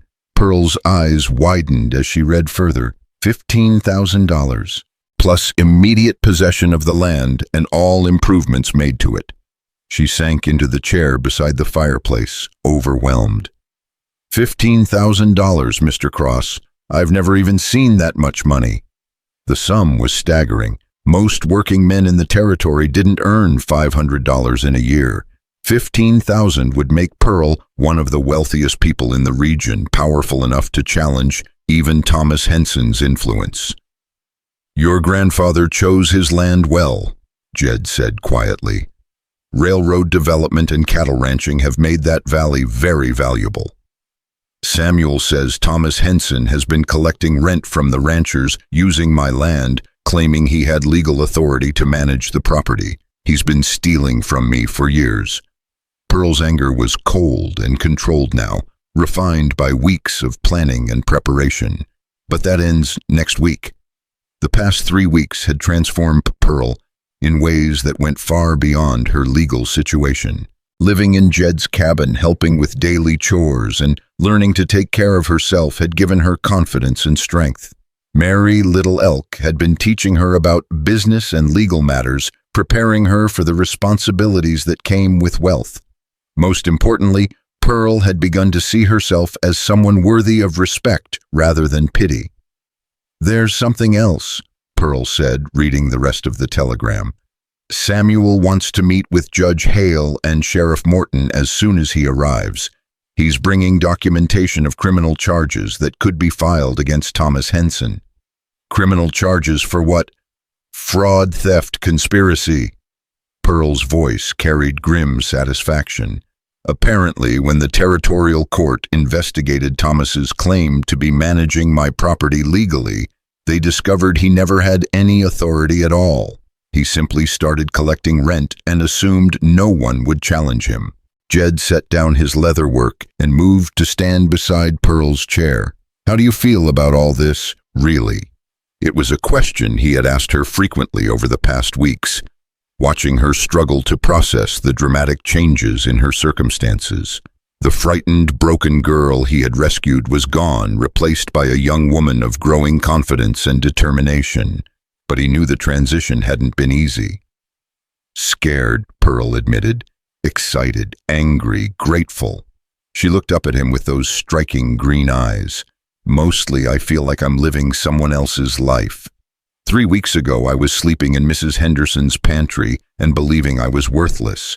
Now, I'm about to become one of the most powerful landowners in Colorado Territory. You were never worthless, Jed said firmly. You just didn't know your own worth. I know, you and Mary have been telling me that for weeks, and I'm starting to believe it. Pearl stood and moved to the window, looking down toward the town of Millbrook. But I also know that real power comes with real responsibility. If I'm going to be wealthy, I need to use that wealth for something meaningful. What do you have in mind? Pearl turned back to face him, her expression serious and determined. I want to help other people who are in the situation I was in. Girls with no family, women who've been abandoned or abused, people who think they have no options and no hope. I want to create opportunities for them.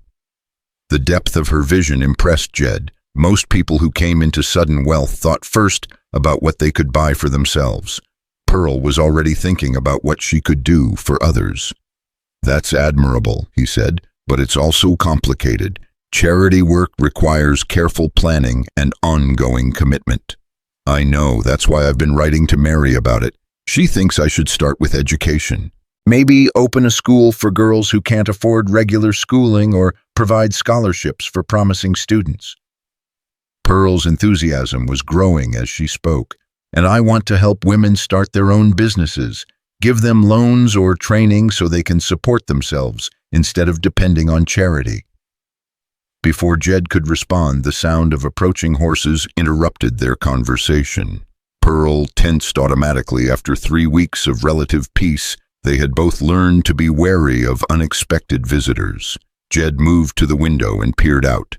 It's Mary, but she's not alone. Looks like she's brought someone with her. The someone turned out to be Mrs. Henderson, looking nervous and uncomfortable as Mary helped her down from the buggy. The older woman clutched a small carpet bag in her hands and kept glancing around as if she expected to be attacked at any moment. Mrs. Henderson, Pearl said as the two women approached the cabin. Her voice was carefully neutral, showing none of the resentment she had every right to feel. "Pearl, dear," Mrs. Henderson said, her voice shaky with emotion. I need to speak with you. There are things you need to know, things I should have told you weeks ago." Mary Little Elk's expression was grim.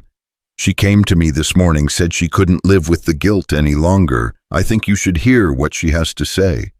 Pearl invited them both inside, and they settled around Jed's small kitchen table. Mrs. Henderson clutched her carpet bag like a lifeline, tears already starting to flow down her weathered cheeks. "I never meant for things to go as far as they did," she began, her voice barely above a whisper. "When your mother first got sick, I truly wanted to help. Mary was a good woman, and you were just a child who needed looking after." "What changed?" Pearl asked quietly. "Thomas Henson came to see me right after the funeral. He said he had information about debts. Your mother owed debts that would need to be paid before her estate could be settled." Mrs. Henderson's hands twisted in her lap. "He offered to handle everything, said it would be easier on you if I just managed the details. And you believed him." "I wanted to believe him. Dealing with estate matters seemed overwhelming, and Thomas had always been persuasive." Mrs. Henderson opened her carpet bag and pulled out a stack of papers. "But these are the real documents, Pearl, the ones Thomas told me to hide." Pearl's breath caught as she recognized her mother's handwriting on several of the papers. "What are they?" "Letters your mother wrote but never sent. A will that Thomas said was invalid. Receipts showing that most of the debts he claimed existed were actually already paid." Mrs. Henderson's voice broke completely. "I'm so sorry, Pearl. I let him convince me that you were better off not knowing about your inheritance. He said it would only bring you trouble." Jed leaned forward to examine the papers Mrs. Henderson had brought. Among them was a letter addressed to Pearl, written in Mary Johnson's careful script. "This is from your mother," he said gently, handing it to Pearl, "written shortly before she died." Pearl's hands shook as she unfolded the letter, her mother's familiar handwriting blurring through her tears. "My dearest Pearl," she read aloud, her voice thick with emotion. "If you are reading this, then I am gone and you are facing the world alone.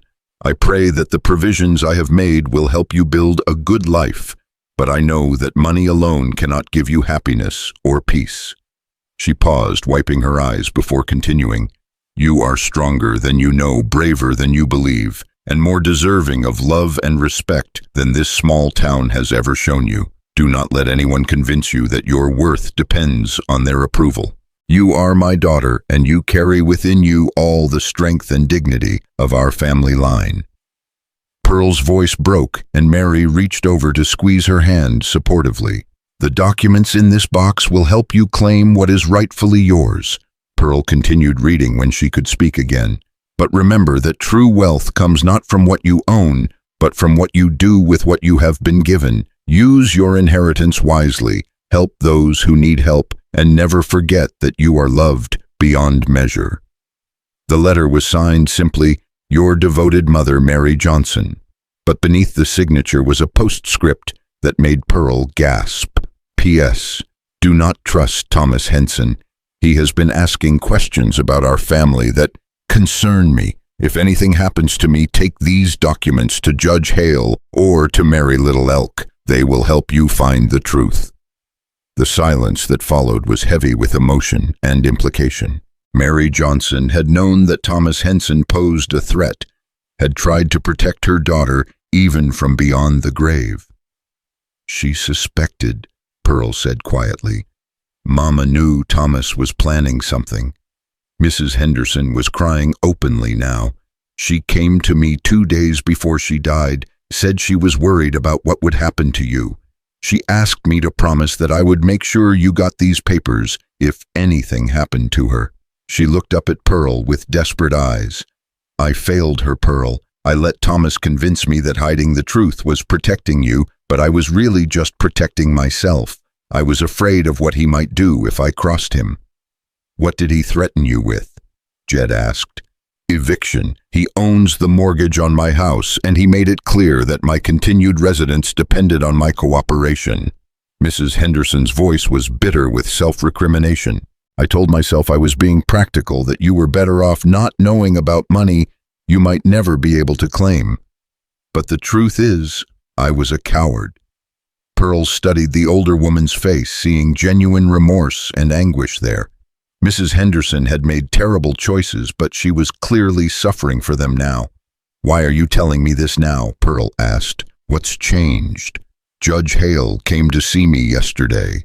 He said the territorial court was investigating irregularities in your mother's estate and that I could face criminal charges if I had knowingly participated in fraud." Mrs. Henderson clutched Pearl's hands desperately. "But more than that, I realized I couldn't live with myself anymore. Your mother trusted me, and I betrayed that trust. I betrayed you." Mary Little Elk spoke for the first time since they had entered the cabin. "Judge Hale is offering immunity to anyone who comes forward voluntarily with information about Thomas Henson's activities. But that offer won't last long." Pearl looked at the papers spread across the table, her mother's final letter receipts, proving the supposed debts were fabricated, and most importantly, a properly witnessed will that left everything to Pearl without any conditions or restrictions. "Mrs. Henderson," she said finally, "I won't lie and say I'm not angry about what happened. You had a choice to make, and you chose to protect yourself instead of honoring my mother's wishes." Mrs. Henderson nodded miserably. "I understand if you can't forgive me. But," Pearl continued, "you're here now. You're trying to make things right, even though it puts you at risk. That means something." She stood and moved to the window, looking out at the mountains that had become her refuge and sanctuary. When she turned back, her expression was resolute. "I'll speak to Judge Hale on your behalf. I'll tell him that you were coerced and that you've made full restitution by bringing me these documents. But I need you to do something for me in return." "Anything," Mrs. Henderson said eagerly. "I need you to testify publicly about what Thomas Henson did, not just to the judge in private, but in front of the whole town. People need to know the truth about what kind of man he really is." Mrs. Henderson went pale. "Pearl, if I do that, Thomas will destroy me. He'll foreclose on my house, ruin my reputation, make sure I can never find work anywhere in the territory." "Not if I have anything to say about it." Pearl's voice carried quiet authority. "Mrs. Henderson, by next week, I'll own more land and have more money than Thomas Henson ever dreamed of. If you help me expose his crimes, I'll make sure you're protected from his retaliation." The older woman stared at Pearl in amazement. "You would do that? After everything I've done? I would do it because it's the right thing to do, and because my mother would have wanted me to help you even though you failed her." Pearl's voice softened slightly. "We all make mistakes, Mrs. Henderson. What matters is whether we're willing to try to fix them." Jed watched this exchange with growing admiration for Pearl's maturity and wisdom. 3 weeks ago, she had been a victim with no power and no options. Now she was making decisions that would affect the lives of everyone around her, and she was doing it with remarkable grace and judgment. "There's something else," Mrs. Henderson said, reaching into her carpet bag again. "Thomas doesn't know I kept this, but I thought it might be important someday." She pulled out a small leather journal and handed it to Pearl. "Your mother kept a diary during her final illness. She wrote about her fears for your future, her concerns about Thomas Henson, and her hopes for what you might accomplish with your inheritance." Pearl accepted the journal with reverent hands. "She never told me she was keeping a diary. And she said it helped her organize her thoughts, helped her plan for your future, even when she couldn't be there to guide you." Mrs. Henderson managed a weak smile. "She was so proud of you, Pearl. Even when you couldn't see it yourself, she saw the woman you were becoming." As Pearl opened the journal and began reading her mother's private thoughts, tears flowed freely down her cheeks. But these were different tears than the ones she had shed 3 weeks ago. These were tears of connection and understanding, not grief and despair. "Listen to this," she said, reading from one of the entries. "Pearl grows stronger every day, even though she doesn't realize it yet.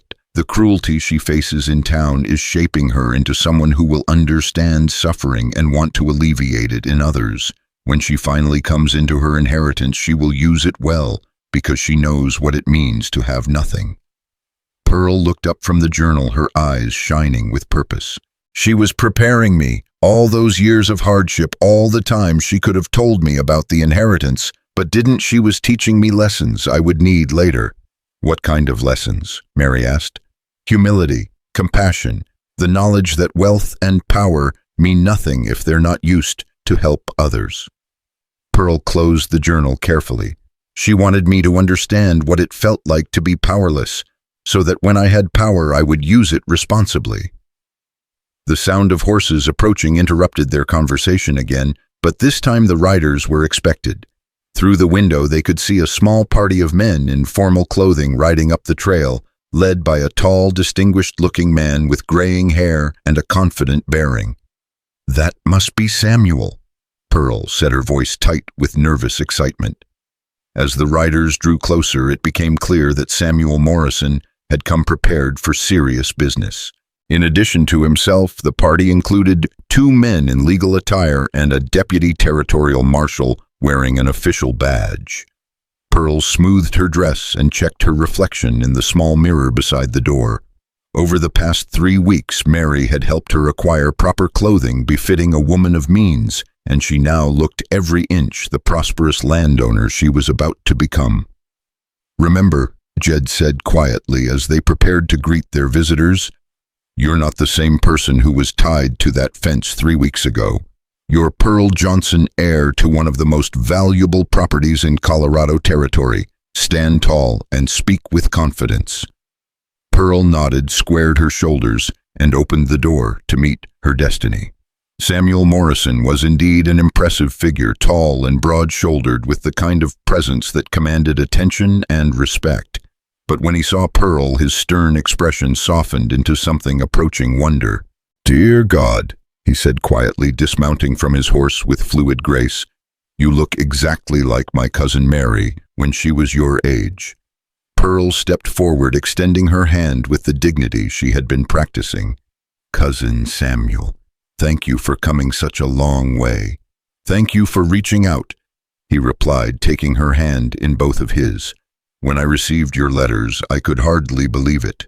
Mary's daughter alive and well after all these years of not knowing what had become of you."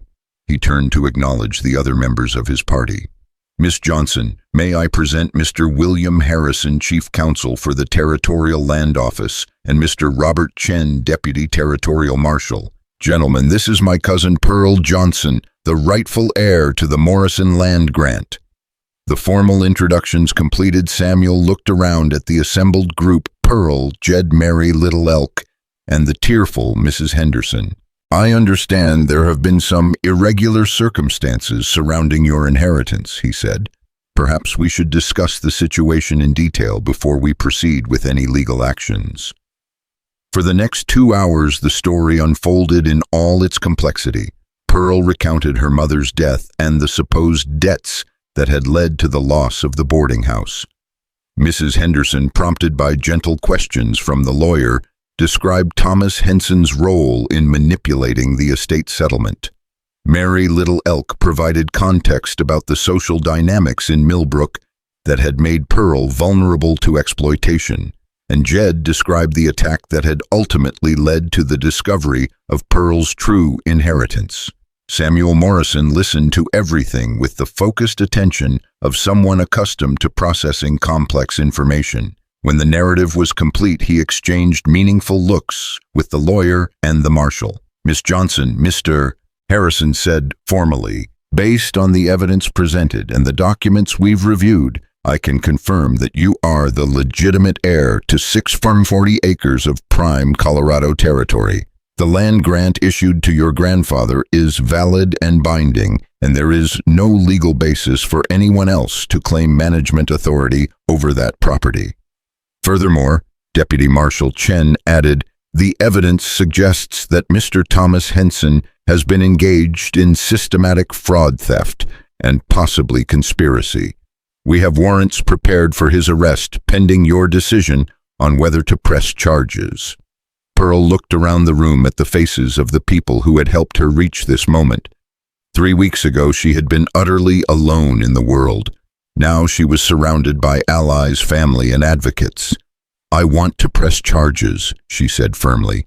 "Not out of revenge, but because Thomas Henson needs to be held accountable for what he's done, and because there may be other victims who deserve justice too." Samuel smiled approvingly. "Spoken like a true Morrison. Your grandfather would be proud of your sense of justice." "What happens next?" Pearl asked.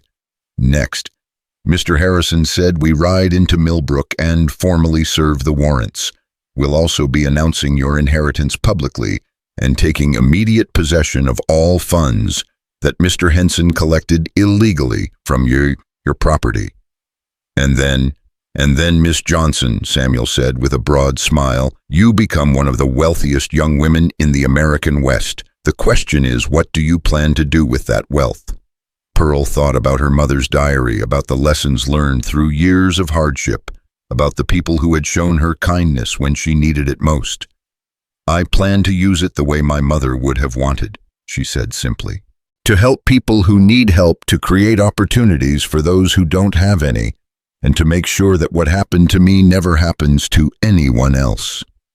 As the enlarged party prepared to ride down into Millbrook for the final confrontation with Thomas Henson, Pearl felt the last vestiges of the frightened, powerless girl she had been falling away. In her place stood a woman of means and purpose, ready to claim her birthright and use it to change the world around her. The reckoning that Thomas Henson had tried so desperately to avoid was finally at hand, and it was being delivered by the very person he had tried to destroy. The procession that rode into Millbrook that afternoon was unlike anything the town had ever seen. Pearl sat her horse with quiet dignity at the front, flanked by her cousin Samuel and Deputy Marshal Chen.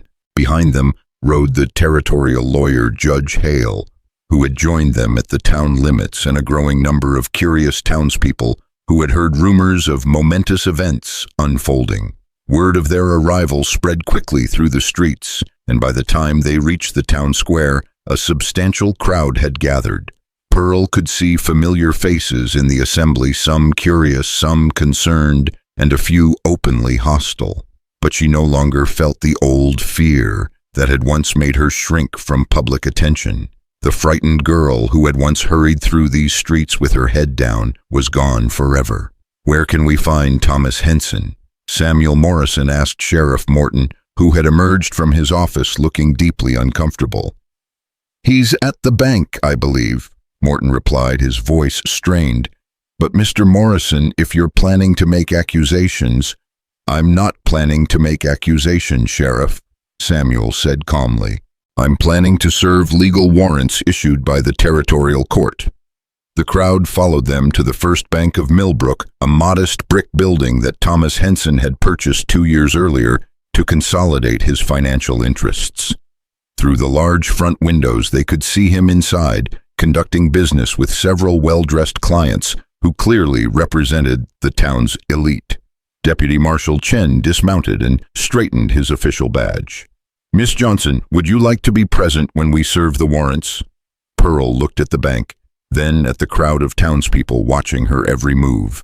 These were the same people who had looked the other way when she was humiliated and abused, who had accepted Thomas Henson's version of events without question.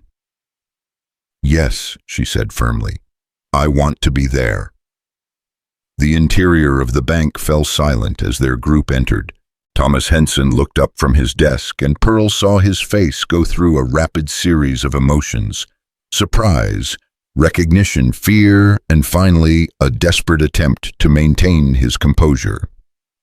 "Gentlemen," he said, rising slowly from his chair, "to what do I owe this unexpected visit?"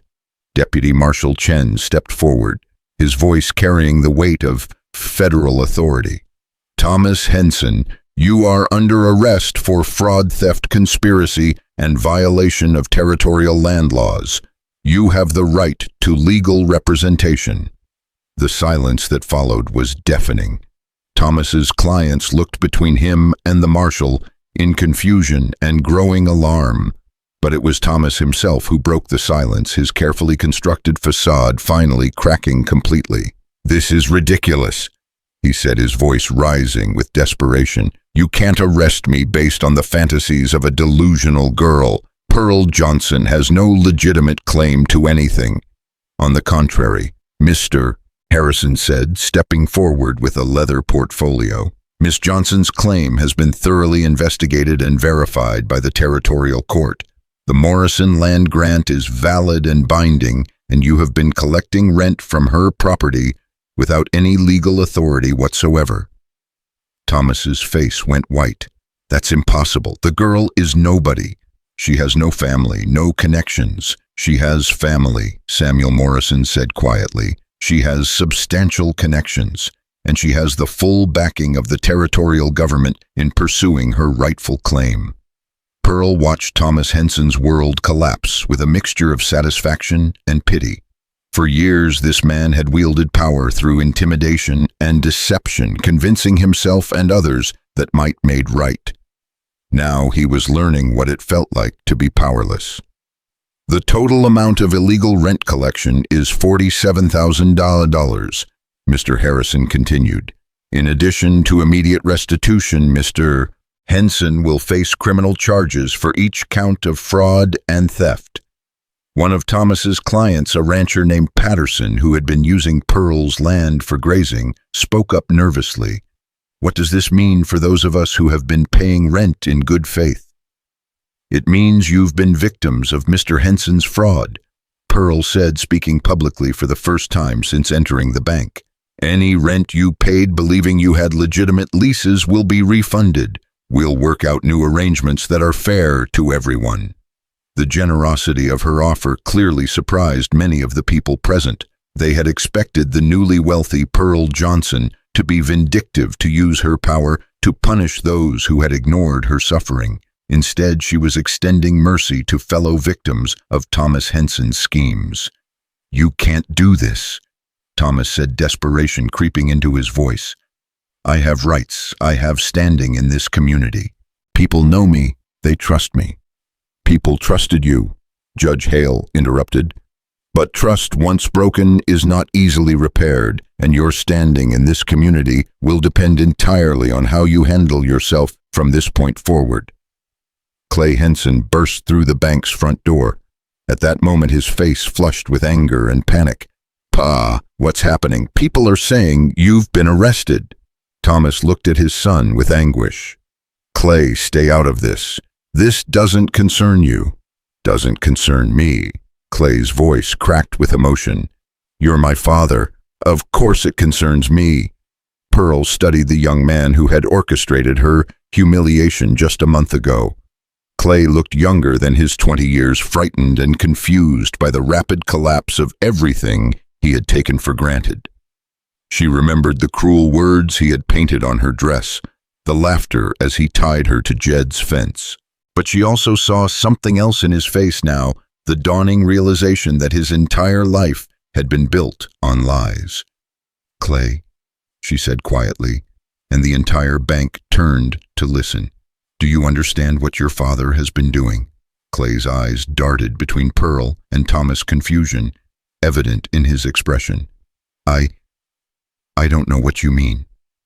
"He's been stealing from me for years. The land you were going to inherit, the money that paid for your education and your comfortable life, it was all taken from my family illegally." The young man's face went through the same series of emotions his father had displayed earlier. "That's not... Pa, tell her that's not true." Thomas Henson looked at his son with the broken expression of a man who knew his world was ending. "Clay, there are things you don't understand, business arrangements that were based on fraud and theft," Deputy Marshal Chen interrupted. "Your father has been operating outside the law for years, Mr. Henson. The evidence is overwhelming." Clay turned back to Pearl, and she saw something she had never expected to see in his eyes: shame. "Pearl," he said, his voice barely audible, "what I did to you, what we did, I thought you were just... You thought I was nobody." Pearl finished for him. "Someone who didn't matter, someone who deserved whatever cruelty you wanted to inflict." Clay nodded miserably. I'm sorry. I know that doesn't fix anything, but I'm sorry. The apology hung in the air between them, and Pearl felt the weight of decision. She could destroy this young man with a word, could demand that he face the same legal consequences as his father. The law would support her. Conspiracy charges could be filed against anyone who had participated in the attack that started this whole chain of events. Instead, she chose mercy. Clay, you're young, and you've been raised to believe that some people matter more than others. But you have a choice now. You can learn from this and become a better man than your father, or you can let bitterness and resentment turn you into the same kind of person who created this mess. She paused, making sure he was listening carefully. I'm not going to press charges against you for what happened that day, but I am going to remember how you choose to move forward from here. The generosity of her offer clearly stunned everyone present, including Clay himself. He stared at her for a long moment, then slowly nodded. Thank you, he whispered. I don't deserve your forgiveness, but thank you. Forgiveness isn't about what you deserve, Pearl replied. It's about what kind of person I choose to be. Deputy Marshal Chen stepped forward to place handcuffs on Thomas Henson, but Pearl raised her hand to stop him. Wait, she said. Mr. Henson, before you're taken into custody, I want to give you an opportunity to address the people of this town. They deserve to hear the truth from you directly. Thomas looked around the bank at the faces of his former associates and clients, people who had respected and feared him for years. Now they looked at him with disgust, betrayal, and growing anger. What's the point? He said bitterly. They've already made up their minds about me. The point, Pearl said, is that you have one last chance to do something honorable, to tell the truth and take responsibility for your actions. It won't change the legal consequences, but it might salvage something of your dignity.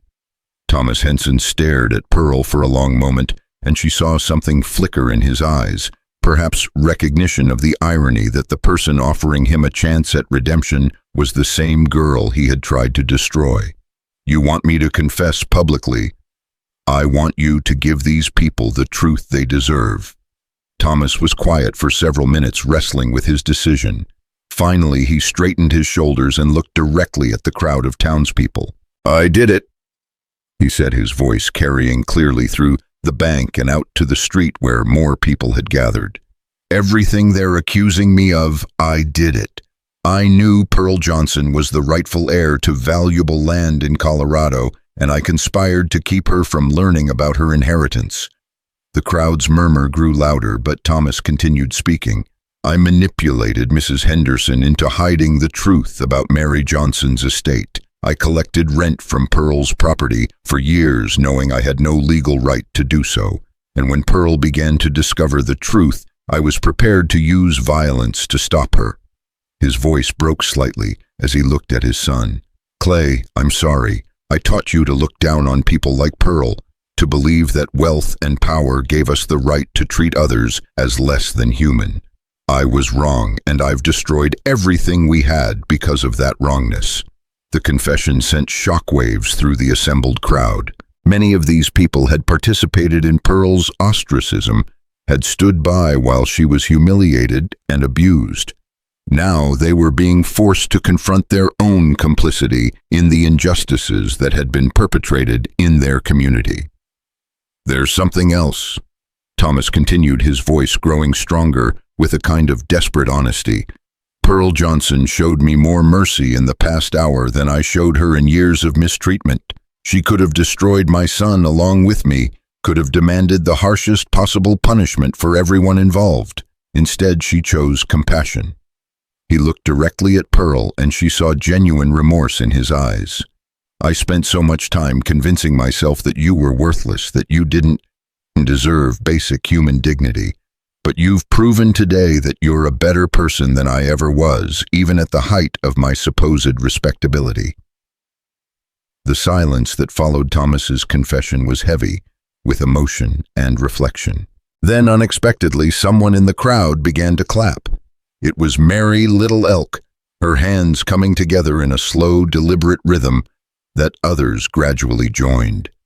The applause wasn't for Thomas Henson, it was for Pearl, for her grace under pressure, for her choice to respond to cruelty with dignity rather than revenge. One by one, the people of Millbrook began to understand what they had failed to see before, that true worth had nothing to do with appearance or social status, and everything to do with character. Deputy Marshal Chen completed the arrest, leading Thomas Henson away in handcuffs, while the crowd slowly dispersed. But many people lingered, clearly wanting to speak with Pearl, but uncertain how to approach her. It was Mrs. Patterson, the banker's wife, who finally stepped forward. "Miss Johnson," she said formally, "I owe you an apology. We all do. We allowed terrible things to happen to you, and we should have known better." "You should have," Pearl agreed, but her voice was gentle rather than accusatory. "But knowing better starts now. The question is what you're going to do with that knowledge going forward." Over the next hour, Pearl received a steady stream of apologies, condolences about her mother's death, and expressions of support for her future plans. Some were clearly motivated by her newfound wealth and power, but others seemed genuinely remorseful about their past behavior. Judge Hale approached her as the crowd was finally thinning out. "Miss Johnson, there are some legal formalities we need to complete regarding your inheritance. Can you come to my office tomorrow morning?" "Of course, Your Honor." "And Miss Johnson," the judge's voice carried particular warmth, "your mother would be very proud of how you handled yourself today. You showed wisdom and mercy that many people twice your age couldn't manage." As evening approached, Pearl found herself standing in the town square with Jed Mary Little Elk and her cousin Samuel. The same square where she had once hurried past with her head down, afraid to make eye contact with anyone, now felt like conquered territory. "What happens now?" Mary asked. "Now we build something better," Pearl said, looking around at the town that had rejected her but would now have to reckon with her success. "I've been thinking about what my mother wrote in her diary about using wealth responsibly. I want to start with education." She turned to Samuel. "How difficult would it be to establish a school, a real school, with trained teachers and proper facilities?" "Not difficult at all with the resources you now have," Samuel replied. "What kind of school did you have in mind?" "A school for anyone who wants to learn, regardless of their ability to pay, with particular programs for young women who need practical skills to support themselves." Pearl's vision was growing clearer as she spoke. "And I want to provide scholarships for promising students to continue their education beyond what we can offer locally." "That's ambitious," Jed said, "but achievable. I also want to help people start businesses, provide loans, and training for women who want to open shops or start farms or learn trades." Pearl's enthusiasm was infectious. "And I want to create a fund to help families in crisis so that no one else has to go through what I went through after my mother died." Samuel smiled approvingly. "You're talking about transforming this entire community. I'm talking about making it the kind of place my mother dreamed it could be, a place where people take care of each other instead of tearing each other down." As they walked toward the edge of town where their horses waited, Pearl caught sight of Clay Henson sitting alone on the steps of the general store. He looked lost and broken, staring at the ground with the expression of someone whose entire world had collapsed. "Wait," Pearl said to her companions. "I'll be right back." She approached Clay slowly, noting how he tensed when he saw her coming. "How are you holding up?" she asked, settling onto the steps beside him. "I don't know," Clay said honestly. "Everything I thought I knew about my life, about my family, turns out to be lies. I don't even know who I am anymore." "You're whoever you choose to be from this point forward," Pearl said. "Your father's crimes don't have to define you." "But how do I move forward?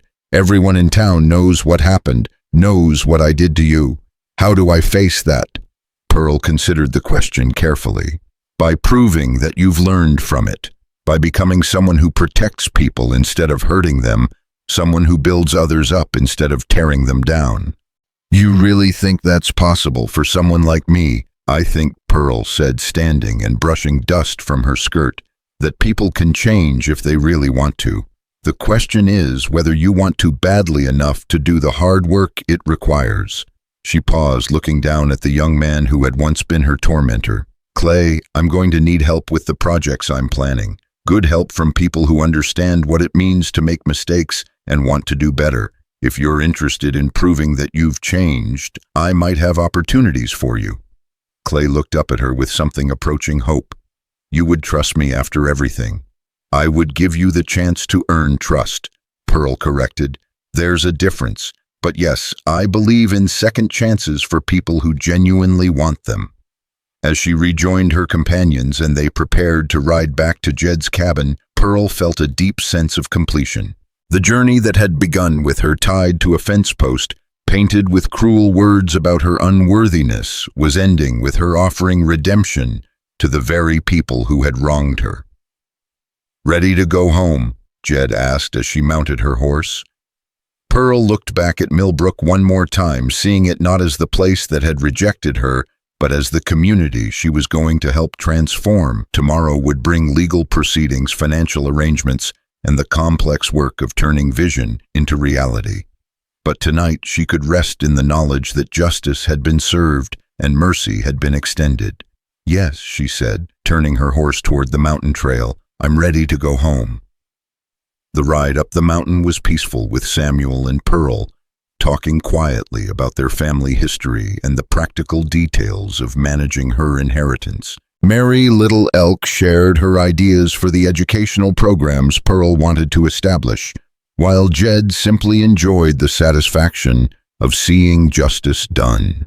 When they reached the cabin, Pearl dismounted and stood for a moment, looking back down at the lights of Millbrook, twinkling in the valley below. A month ago, those lights had represented a world that didn't want her, a place where she had no value and no future. Tonight, they represented possibility and hope. "Mr. Cross," she said, turning to face the man who had saved her life and helped her find her strength, "I have a proposition for you." "Oh." "I'm going to need someone to help me manage all these new responsibilities. Someone I trust completely, someone who understands what it means to help people who have nowhere else to turn." She smiled at him in the lamplight. "Would you consider leaving your hermit's life behind and helping me change the world?" Jed looked at this remarkable young woman who had transformed from victim to victor through sheer force of character and determination. A month ago, she had been tied to his fence with words proclaiming her worthless. Tonight, she was offering him a chance to be part of something meaningful again, to use his skills and experience in service of justice and compassion. "Pearl," he said, "I can't think of anything I'd rather do." As they settled into the cabin for what would be their last quiet evening together before the complexities of wealth and responsibility took over their lives, Pearl reflected on the journey that had brought her to this moment. She thought about her mother's faith in her strength, about the unexpected allies who had emerged when she needed them most, and about the power of choosing mercy over revenge. The girl who had been painted with cruel words about being too fat to marry had become a woman who understood that true beauty came from character, not appearance. The supposed burden to her community had become its greatest benefactor, and the worthless orphan had claimed an inheritance that would allow her to create opportunities for countless others who felt forgotten and discarded. In the morning, Pearl Johnson would begin the work of building the better world her mother had dreamed of, using the strength forged in suffering to create hope for others facing their own dark nights. But tonight, she simply sat by the fire with people who cared about her, finally understanding her own worth and ready to help others discover theirs. The fence post where her ordeal had begun still stood outside the cabin, but Pearl had painted over the cruel words with a simple message in bright white letters: "All are welcome." It was more than just an invitation. It was a promise that in the world she was building, no one would ever again be made to feel worthless because of how they looked or where they came from. Pearl Johnson had learned that true power came not from tearing others down, but from lifting them up. And she intended to spend the rest of her life proving that the most transformative force in the world was not wealth or status, but the simple act of treating every person with the dignity they deserved.